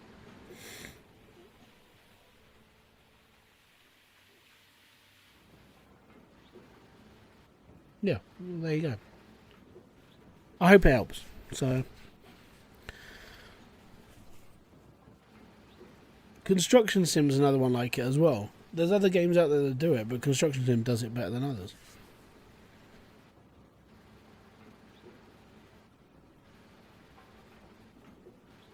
The thing is, there's nothing else like it.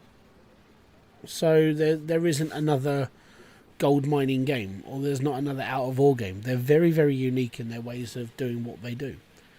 And I find it, the thing that I find that annoys me the most is the more vocal minority of like gamers who get really pissed off about like taking a side. You don't need to take a side in this. Like I said, both games have different merit of what they achieve and what they do. So there's no point in being like, I don't know, elitist about it. I don't like that. And that's what I do. I play both these games. I don't play Out of War as much because I'm doing different things. Out of War, if I want to play Out of War, I'm taking 6 months. I'll do like a month or two, a month or two's worth of streaming to build a mine. But then I have to come up with a reason for what reason. You know? I tried Out of War.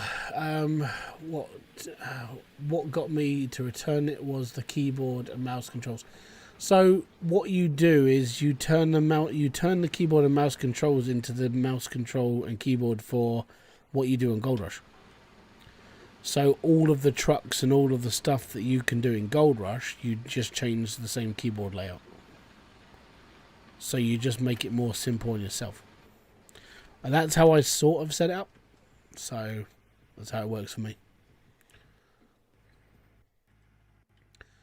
I prefer a game with a creator and a strong vision, listening to the community. So both games now are listening to the community. I would say Out of War does it better at the moment because obviously like the past of like Code Horizon. But in the last couple of months, I would say that the new devs have really started to take to actually listen to the customer of what they actually want in their game. Out of War has already done it successfully. I would say Out of War has a really good community backing it behind, and I would say that their community is very vocal about what they want to see, and Christian does give the time to the people who actually are talking about it and what they want to see and how they want to move it. So yeah, I would say both games are doing... Gold Rush is doing it better now than they were in the past, just due to what went on and how it all like funched up and went all tit up and all the crap that they went through. They weren't listening to the crowd as much. Now they are. But with Out of War, it's more of a community-driven project now because Christian is actively listening to people in the community about what annoys people, how it should be, and what it would be cool to focus on. So, Bus Sim and Car Mechanic, I got in the top 5 for Platinum on PlayStation. That's cool. I like, but Bus Sim I haven't played, even though I think it's going to be a freebie on Epic. Car Mechanic Sim, I ripped that game apart, and I'm happy. And I can't play it anymore because I actually like suffer from burnout on that game. Burnout is like really stupid for me on games. If I do way too much and I didn't get like what I feel a reward out of it, and I sit there and just go, what's the fucking point? And I just stop. And I've had that with CMS for like 3 years now. It's really annoying because I really enjoyed it.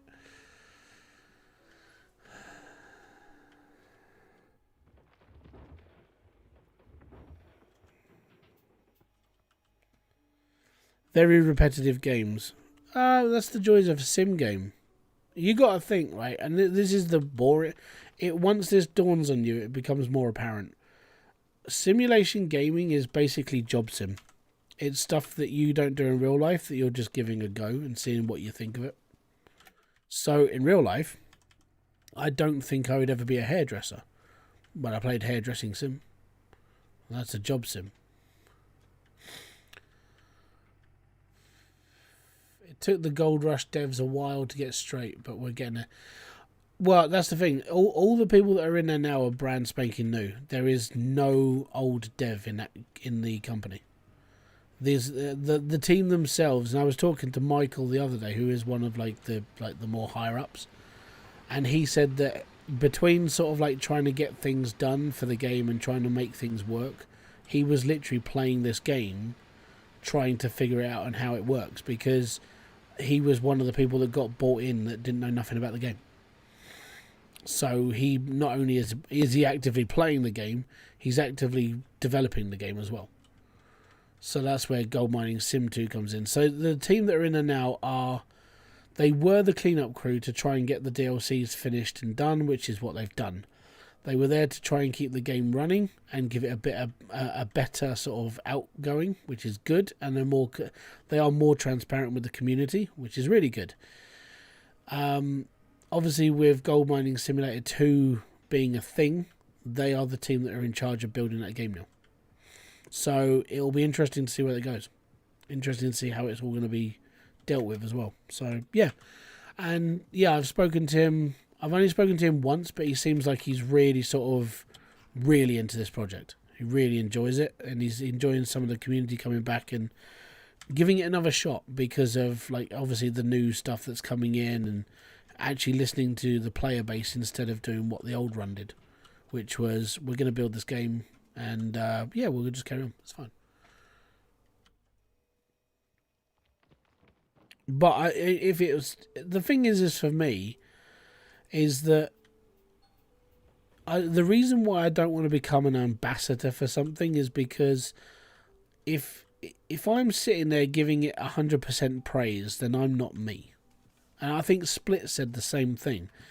And it's why I've turned down, like, gaming stuff before. It's why I don't play certain games. It's why I don't I haven't taken, like, barely any sponsorships on this channel. And it's mainly because I don't agree with having to give a 100% positive feedback. I prefer, if there's something bad about a game, I'm going to tell you. And I've done it a couple of times. I've stopped taking certain games on because the developer is, hey, we're going to give you a code for our game. Could you give us, like, a positive review? It's like, well, no, I don't want to. And if you're asking me to give you a positive review, this means that there's something else going on. That, you know, you're trying to dupe the customer into something. And that's why I do first impression videos. I do first impression stuff because if I didn't do them, you're just going to get a video and it'll highlight quite a lot of the, like, positive side of stuff, and then it feels like it's just been tacked together as a cash cow. But if I do a let's play, if I do a stream that is my first appearance of that game, and I basically sit and just go, oh my god, this is diabolical, you've got 100%, like, my opinion for that is that's 100% how I feel. The fakeness is what I don't like about some reviews and stuff. I don't like the fact that people take games just to basically get paid. And yeah, I would if the game was good, but it has to agree with me. I'm not going to agree with the developer 100% because some of the things that they put into games suck. Oh, cheers, man. Most appreciated. Gold Hunter's crap, though. Sorry. Oh, am I about to? I think I'm about to annoy somebody, but here we go. So my problem with Gold Hunters, the guy that's building it started off with what I'm going to say, he was 100% honest in what he wanted to achieve. Okay?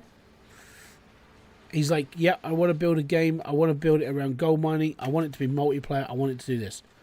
Fair enough. Be happy. Go ahead of it. You get the support of a community. It's fine. And now it's, what, 6 years down development route? And the game still looks like shite. It's been, what, remodeled 3 or 4 different times. And you can go on to his stream on Twitch when he's live streaming and watch him code the game. And it's never going to be as good as what he wants it to be because he doesn't have the skill to finish the game. And I feel if he wants his game to be good and amazing, he needs help. The problem with it is he ain't got no money. And I feel sorry for the community who are backing that game, they've spent their money on it, and it doesn't reflect what they want. And because of that, Gold Hunters is basically a meme. It's never going to be what it's setting out to be. Never. And it's sad. It really is. Because the game itself had promise. Even I was excited for it when I first saw the original concepts for it and like some of the original stuff he was putting out. It was like this is going to be really good. This could be a really cool game, but you need to put your foot down and really push. You need to know what you're doing. And just saying you're going to build a game and put out like half-assed like game footage and stuff, or hey, we just finished our alpha build for like the third time. That's not finishing a game. That's not completing the task you had. And when I played the original sort of like release of it last year, no, not last year, year before, because my review of it's like 2 years old now. It was horrible. The controls for all the machines were diabolical. It was glitchy. It was a mess. It didn't play properly. Some of the assets that he was using in game were just not finished, and it was a bit iffy. I gave it the benefit of the doubt, but I did say in my video that I do fear for the future of this game because it's not complete now, and he's been working. Back then he'd been working on it for 4.5 years. And now it's like 6 years into development, and that game's not finished. This is the PC. This is the Gold Rush equivalent of Duke Nukem 3D. And that game took 10 years to build, and it was crap. Look at Dragon Age Veilguard. Dragon Age Veilguard took 7 years. And honestly, okay, yes, it's a AAA game, but it's genuinely crap. Backgrounds look beautiful, but the rest of the stuff in the game isn't very good. And then there are games out there that have succeeded within that time of being built, and you have to sit there and wonder what he's doing. You know? What if Hydroneer people created a farm game? They did. It was an add-on to the original game. They did farming. You could grow plants and everything. And there was a cropper. It was part of the game after a while. I personally didn't like it as much as the mining side of things, but farming was in the game. To be honest, Veilguard had some good... Yeah, okay, so if you look at Veilguard, the only people that gave it a good review were mass media. They were people who were being paid a lot of money to give it good reviews. When they were sending out their review copies, you weren't allowed to have... If you were a creator like me or someone else who... If you applied for that game, you had to be an LGBTQ alliance member, basically somebody who sticks up for it, or you had to be like non-binary, this, that, or whatever, just to get a review copy. If you were a straight white something, then you weren't allowed a copy because you had a gender bias in your head that this game wasn't going to be for you. So the good reviews came from mainstream media and people who were seen as allies to the scene. All fun and games when you start putting political bullshit into like who can review a game and who can't, then it becomes a big red flag.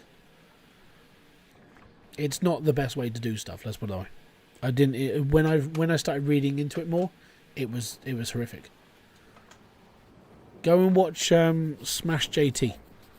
He went through everything about why that game did this, that, and that, everything. He broke it all down. Another thing he's just done is he's just completed the DEI checklist of how to be hired in Rockstar, who's making GTA 6, and he went through the exam to become a better allied member within the gaming development community, which is being pushed for white people and Asian people to be better people within the gaming industry. You don't have to take the test if you are of black origin, which I thought was quite racist. Yeah. Yeah. When you start getting really political in video games, that's when it becomes... For me, that's a red flag. I don't buy a lot of those sort of games. Let me just grab this guy's channel and I'll chuck it up on... I'll put it in comments. Oh, can't spell. YouTube.com.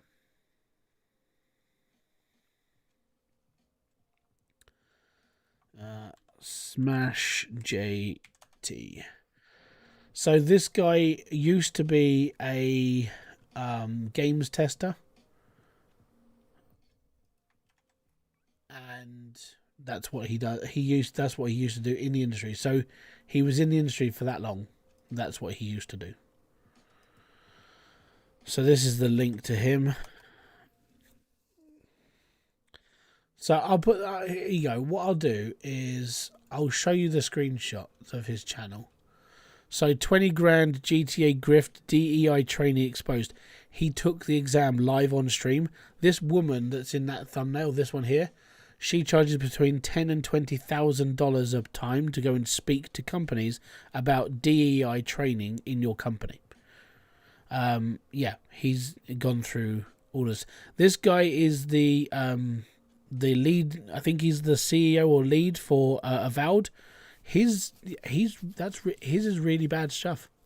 And all J3, all he's done, Smash here, all he's done is gone through every single game that's coming out and showed you what's going on behind the scenes, because he's in the industry actively with all these people. He knows what's going on, and he talks to people inside the industry about how the company's run, how this is working, how that's being done.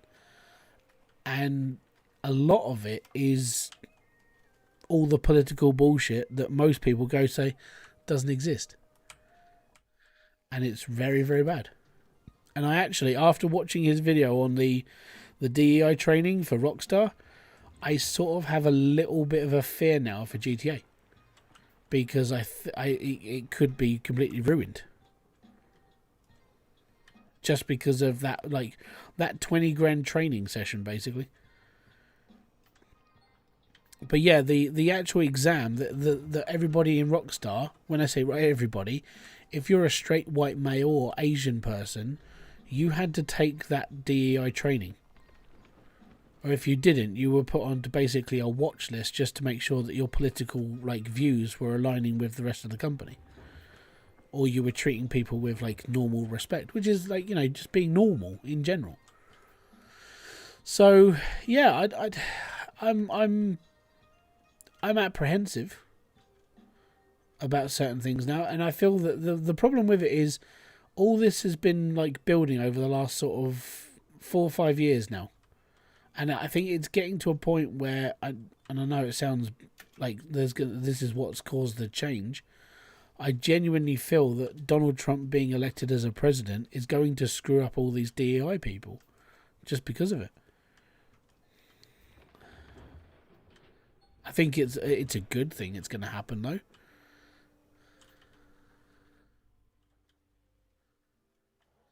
Well, that's the thing. You wouldn't be allowed in the company because you're not willing to bend the knee, so to speak. Whereas for myself, I would probably do what Matt Walsh did. I would probably bend the knee for a little bit, go in, have a look at it, and then just expose it.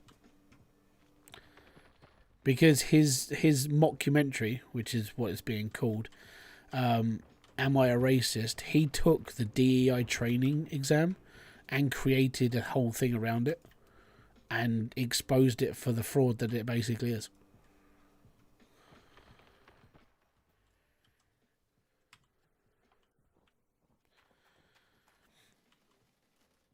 I still think Trump's hair looks like a radiator for his machine brains. But I don't know. It's probably just cooling flicks. The thing is I find everything since he's been elected. Well, since he's going to get where he is elected, he is going in. I find it funny that all of a sudden things are starting to happen in industries where they weren't happening before. Like people being fired from DEI training and stuff like this. It's been quite fun to watch. Scorpio Milk, I have the right to vote and never will. I would. And so the reason why I would, and this is just me, and this is how I see politics. If you vote, you have a vote. Even if you lost the vote, let's say the person you were voting for, Joe Bloggs, you voted for Joe Bloggs. Joe Bloggs didn't get in as being president or prime minister or wherever you are in the world, and he failed and someone else took over. You voted, which means your voice, you can voice your opinion as much as you want because you actively became part of the democracy of the country. Even if you think it was a fix, even if you think it's anything else, because you actively voted, you became part of the number that voted, which means your voice, even if no one listens to it, can be heard. That's how I see it. In this general election in the UK, I voted.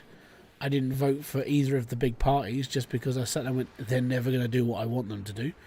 And so far I've been proven right all the time. I don't vote for Labour or Conservative. I vote for different parties. I vote for the people who reflect my opinion.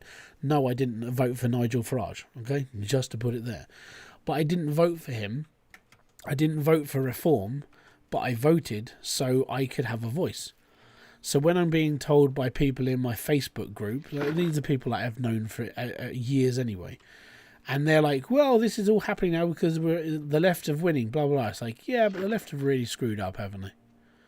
And then when it was Boris Johnson in charge, or when it was flipping David Cameron in charge, and they started ballsing up the country, I had to go at them as well. That's so you're allowed to choose a side, you're allowed to choose a party. If you choose a voice, then you're allowed to voice your opinion. And that's why I do it.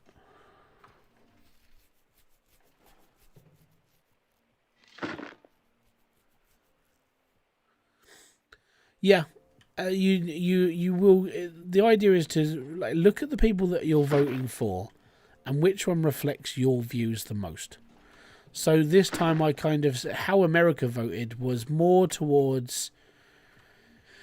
In my opinion, America voted more towards them wanting to be themselves. They didn't want an immigration problem, which is what's been happening for the last 4 or 5 years.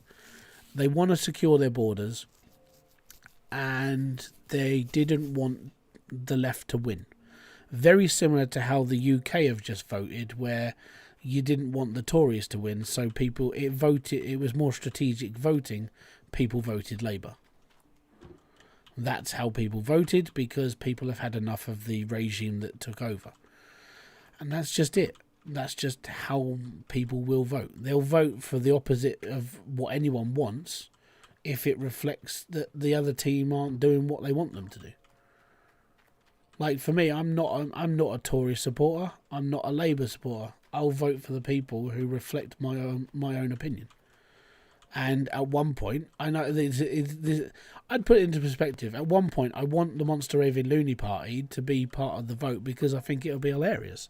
At that point, and it just made it silly, but they literally pay immigrants to stay in. Yeah, they do it in the UK. Currently, obviously we're a smaller country, right? In this country of the United Kingdom, we are currently paying £8 million a day to house immigrants in hotels and other places. That's how much the UK is paying every day. Now, some people in the UK see this as a massive problem, so they voted for reform. There were 4 million people in the United Kingdom that voted for reform, and that's nearly, 1/6 of the entire population of the country. And then people are like, well, they're racist. It's like, well, no, they're seeing a problem which the other parties aren't addressing. And instead of seeing it as racist, what you do, you're going to see it as racist because every single one of those people coming across on a boat is a foreigner. But what they're more pissed off about is, why aren't these people settling in different countries instead of having to come all the way to the United Kingdom? We're not a very big country.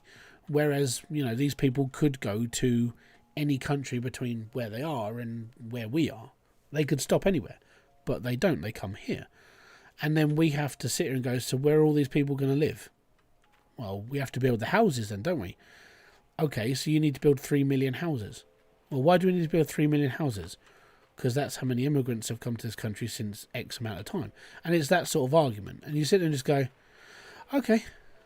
And then you have to listen to it. And then, the thing with America, you guys have had, I think the last number was during the Biden party alone, You guys had like 10 million immigrants come to the United States, and you lost 350,000 children. No one knows where they went. And there's a documentary called Line in the Sand by James O'Keefe. You can go and watch it. I haven't, because I have to pay Tucker Cole some money, and I don't really want to pay him any money. But yeah, there's a documentary on everything to do with the American border and why it's in the state it is. But yeah, it's the joys of this country. I mean, Poland do it right. There was a bloke, something Oliviera, I can't remember his second name, his first name. He went to Poland to check out how Poland are dealing with the immigration, what people call an immigration problem. Poland built a wall, quite literally, and it's armed 24 hours a day, 7 days a week by the military of Poland.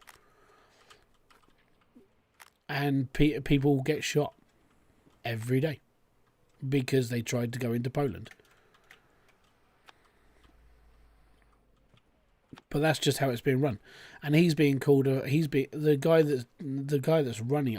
Dominic something. He's the guy that stood up in the middle of the European Union and said, "Don't worry, we'll protect our borders because we don't trust you guys to do it for us." And he was talking to the European Union. Then you had Hungary, who basically said, if you want to come to Hungary, you have to go to the Foreign Office in the neighbouring countries, fill out the right paperwork, and you can then come to our country. The European Union said, well, we don't think that's right. You should open your borders, and if you don't open your borders, we're going to fine you. And they did. They started fining Hungary for not opening their borders. I think it was €200 million. So this is the sort of thing that's happening around the world, not just in America. It's happening everywhere. Spain have got a problem with African people because they're all going from Africa in their boats over to the southern points, and they're all living up there now. But yeah, the thing is what if, as I know, some American people don't look outside of America because America's bloody huge. You guys have got so much land and so many problems and so much all your own stuff.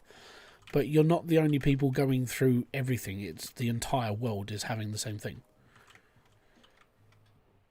So, yeah. And that's why I feel, and this is just the way I see it, I feel that the reason why the right, when I say the right, I would say the more sort of harder right, the ones that don't want immigration as much, the ones that there's that, are winning. They're winning in the parties, they're winning in the elections because the people are voting for it. Because they don't want to keep putting up with it. In this country, we were being told that you're not allowed to write anything to do with like a riot on Facebook or anything because you get jailed for it. And that's happened in this country. There are people in prison right now who got jailed for like up to 22 months in prison just because they wrote something on Facebook. And then there was a guy the other day in the Houses of Parliament who wanted to bring in blasphemy laws against everything because he feels that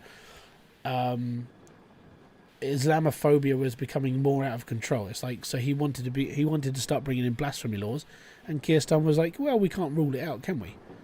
It's like, so you want to start having to go at people for having freedom of speech over a religion? Everyone's entitled to their own opinion, but if you're going to start jailing people for it, you're not going to become a very popular person. So yeah, it's all going a bit skoo with.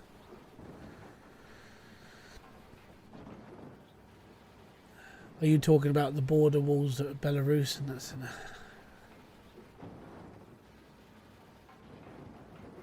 No.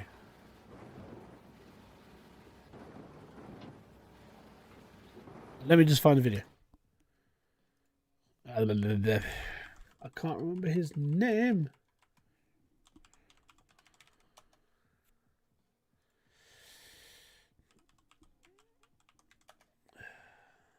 Tyler Oliveira. Videos. Poland. That one. Inside the country that it kills illegal immigrants. The title is like quite shocking, but it's good. It's a good video. It's an insight into how Poland deal with everything.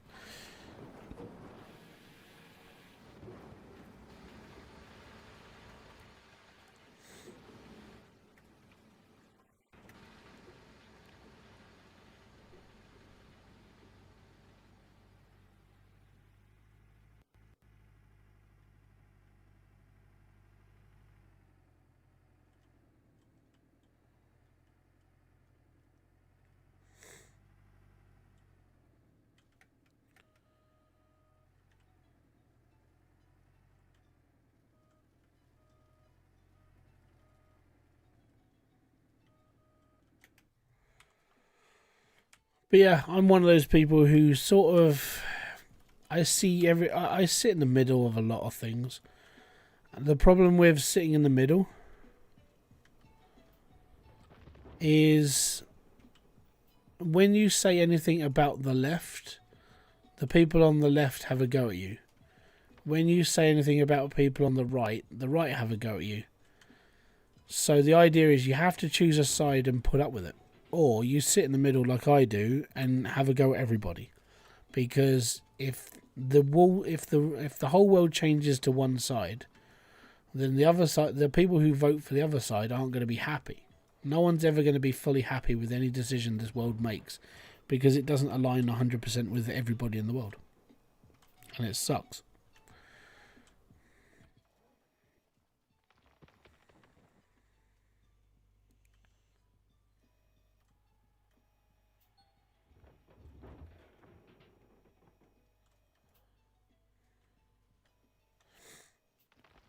The thing is we can do, and then so if you lose, if you're let's say you supported Donald Trump, right? And at the end of his 4 years, he fucked up. You just sit there and go, okay, yeah, I voted him in. I thought something was going to change. Nothing changed. Nothing happened. We'll move on to the next guy. If you're on the other side of it and you lost the election because Donald Trump beat you, you're going to get pissed off. You're going to get mad about it, but you can't really change the way things are. So you just have to sit there and go, okay, let's see how things go. And if things go bad, the whole country will see this. We will call out all the bullshit that happens. We will have a go at it all. We will be vocal about it. But that's just how it is.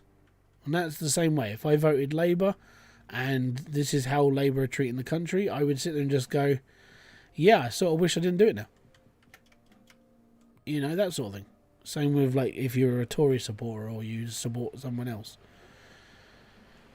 I do feel, though, if this country continues the way it is, Reform will get more of a vote next time round. And that's just the way I see things.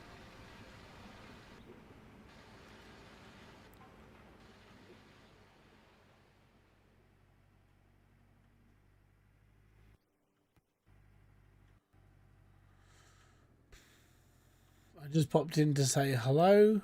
I might be in tomorrow. Have a good night. Peace out, matey. Have a good one. I'm not really upset Trump won. Thought and decided he was the best representation to win in the election for their political views. It was the same as when he won against Clinton. I saw him as the lesser of two evils because Clinton's just, I don't like Hillary Clinton. Her other half weren't too bad. Bill was okay. I mean, he was a cheating, like, slick around. He used to sleep with a lot of people, and then, yeah, that all came out to light. But I thought he was a bit crazy. You know, this president of the United States is up on stage playing a saxophone. Fair play to him. But he was just enjoying his life. I still don't think he was running the country fully. I think it was genuinely Hillary. I don't think he had the brains to do what he was doing. I think he was being puppeteered by his missus.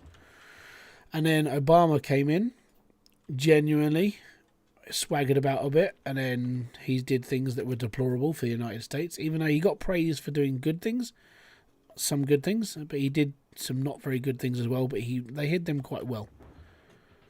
But then when it come down to Hillary and Trump, yeah, Trump was going to be the favourite out of all of that, because he wasn't a politician. And all these, I know all the people that say bad things about Donald Trump now are like, well, he's going to do this, he's going to do that. Well, he could have done that 4 years ago. So I don't know what's going to happen. No one knows what's going to happen.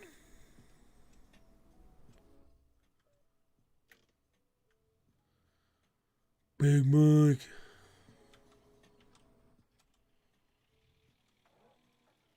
I can't do this.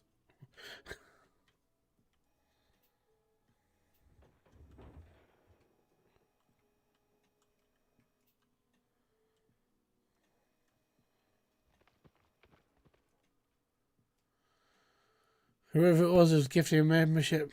Thank you. It was either Long Hauler tonight or Ryu from yesterday. They went on a bit of a binge yesterday.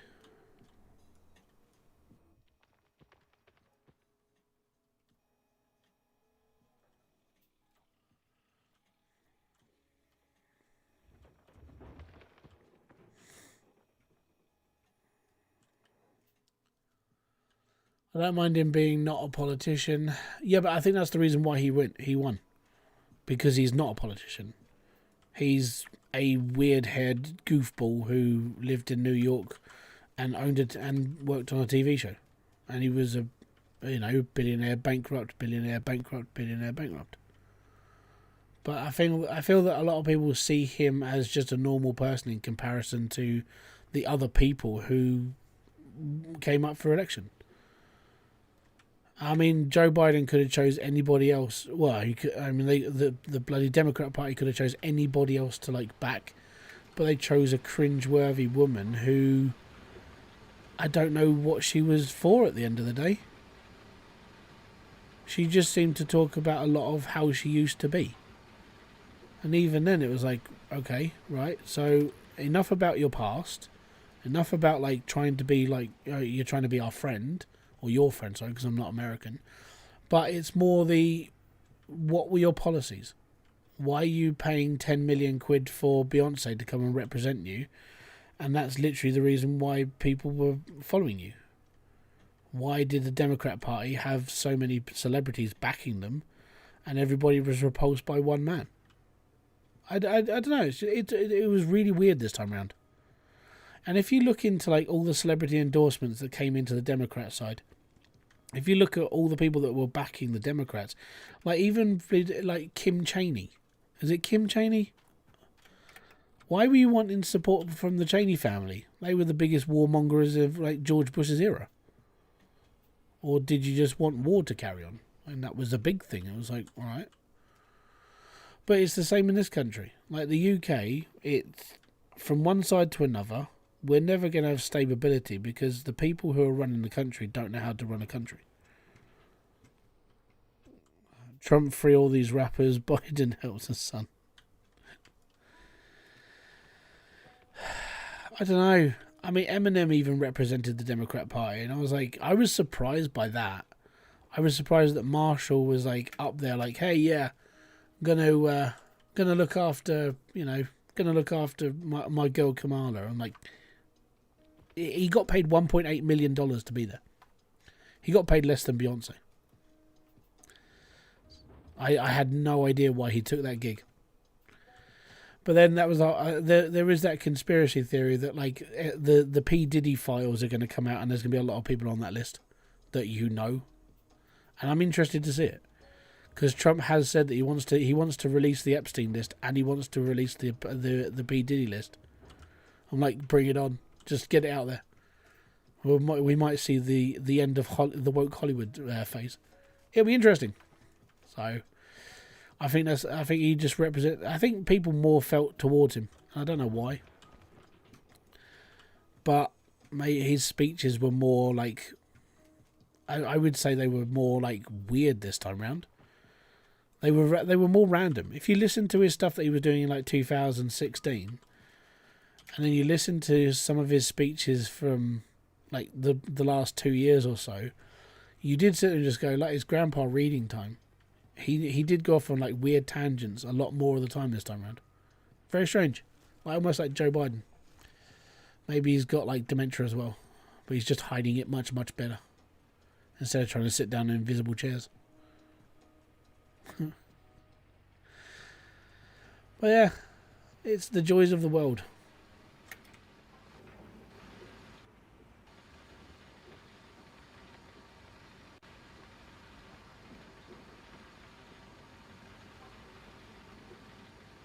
They are both senior citizens. Yeah, exactly. I mean, bus passes for everybody.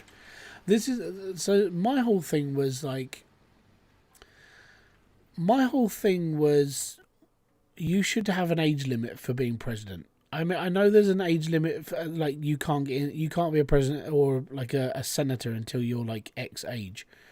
But I think when you get to a certain age, I don't think you should be allowed to have, or you should be allowed to be a president or a prime minister or anything. You shouldn't be running a country in senior citizen age, because I think at that point your brain is so melded into like how you want to be, then you don't really care about anybody else at that point. You're like, no, I want to do this for myself. Or you can't start forgetting things, or you start suffering from, like Joe Biden did, the dementia. And if it, it's he either had dementia or Alzheimer's. I felt sorry for him. He's not mentally well, and he's being paraded around in front of all these people to pretend that he's all right when he was on a lot of medication, and you could tell he was, and he was frail, he was fading, and I felt sorry for him. I'm not a supporter of Democrats. I'm not a supporter of Republicans, but I genuinely felt sorry for him. I mean, yeah, I took the piss because everyone else was, and I'm a cruel person, but I felt sorry for the fact that he's going through it, because I'm seeing this firsthand as well. Like, my granddad's got dementia, and he doesn't even know who I am. He doesn't know who his own kids are half the time. So yeah, it's one of those things. You can laugh at it. You can tell him that the pen's red and he'll forget it. But at the end of the day, it's not a nice thing to be going through. And if that is what he had or has, then it's not great. It's a bit like when people take the piss out of RFK for talking, because he sounds like this all the time, and he does. It's like it's in his throat, and he keeps vibrating. It's because he's got a problem with his throat, and he can't speak because it's like he had paresis of something in his throat, and then he had that worm that ate some of his brain. So he's not, but that's just unfortunate. Things happen. You can take the piss, but you still got to have sympathy for these people. They're humans. I can walk up a flight of stairs better than Biden. Oh yeah, but that's the thing. So you've been in a wheelchair all your life. Yeah, you handstand your way up. But that's the thing is, unfortunately, you could. I mean, I would say that the falling up the stairs thing was probably the start of it all. Because you'd start losing like mobility. You'd have mobility issues first, and then your brain starts going because it can't focus on anything anymore. It's having issues doing all this stuff, so it's having trouble with that to start with. That's the thing. You're allowed to be that. That's your freedom to say those things.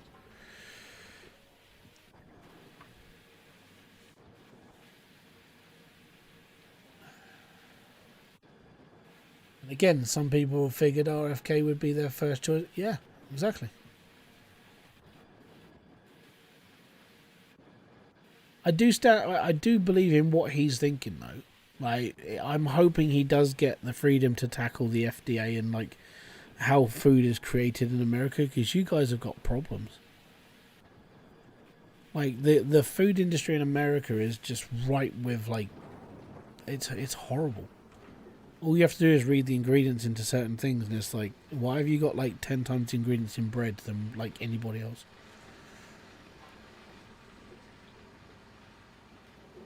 So I hope I hope they do fix it. I genuinely stand here and just go, I hope Trump knows what he's doing this time around. I hope he's got a better plan, and I hope the people he's hired do a good job. That's all I can sit around. I'm in the UK. It affects everybody, whoever gets appointed in America.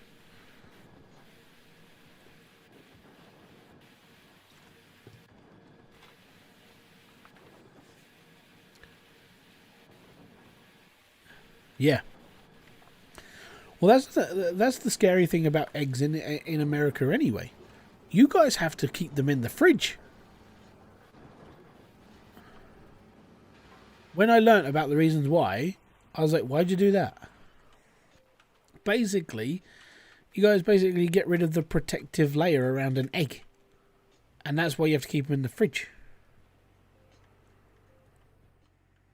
In the UK, we leave our eggs on the side, in a box.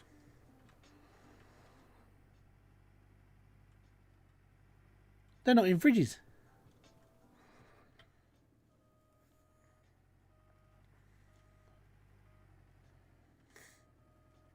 how an egg is put into a box in this country, right? You take the chicken, it lays an egg, you wash the crap off the egg, and then you sell the egg. You don't kill the outside of it.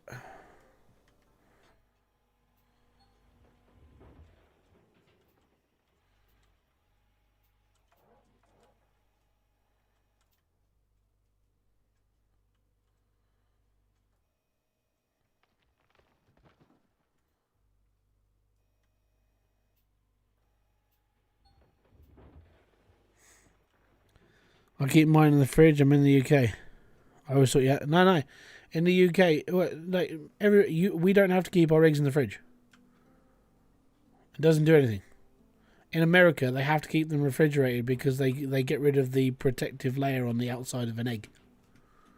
In the UK, it's like, it's fine. Your neighbours have chickens.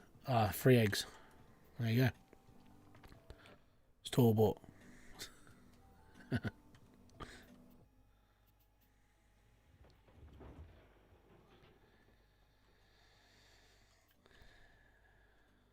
Yeah, they don't have to be.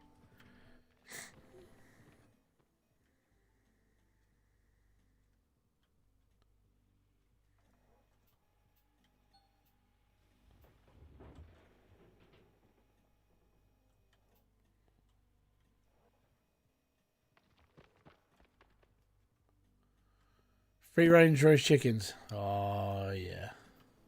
Proper. The difference between like a normal chicken and a grain fed free range chicken is like you can tell the difference. Much healthier meat, much more protein in it as well. Better fed, better reared, better everything. It's all good.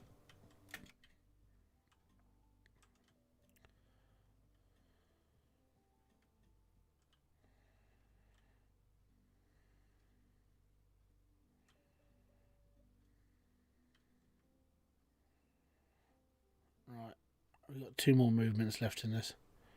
I want to go up the hill a bit more. I want to bring it around. Back it up half. Then we're done.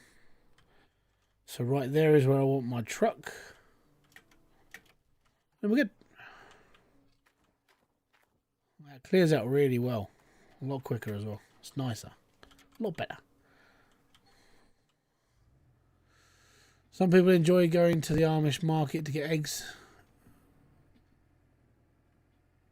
Yeah, I would say that probably the Amish, they do it better. They don't disinfect their eggs. They have chickens lay eggs, and they do it the same way that everybody else would. But for some reason, in like eggplants in America, it's like you have to scrub the egg clean and get rid of the, almost like the outer layer of the shell, so it's not as protected. I find it weird.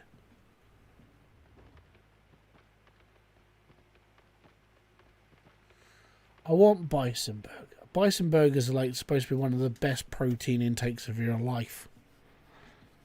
And the downside is, well, we don't really have bison in the UK. We have venison. I mean, you can get venison off the side of the road depending on what you hit. The food lobby is strong though, yeah. And that's what RFK wants to fight. He wants to fight the food lobbyist. So you know what? Fair play to him. Go for it. Deer is good, yeah. Where I've told this story before, but where I used to work, there was a guy who did deer stalking, and when he used to come back with a kill, so the farmer used to not pay him, but he used to take the deer. So what he would do is he would take the deer, take it to a butcher's, pay the butcher it was £100, and the deer would be turned into burgers, sausages, steak, so on and so forth.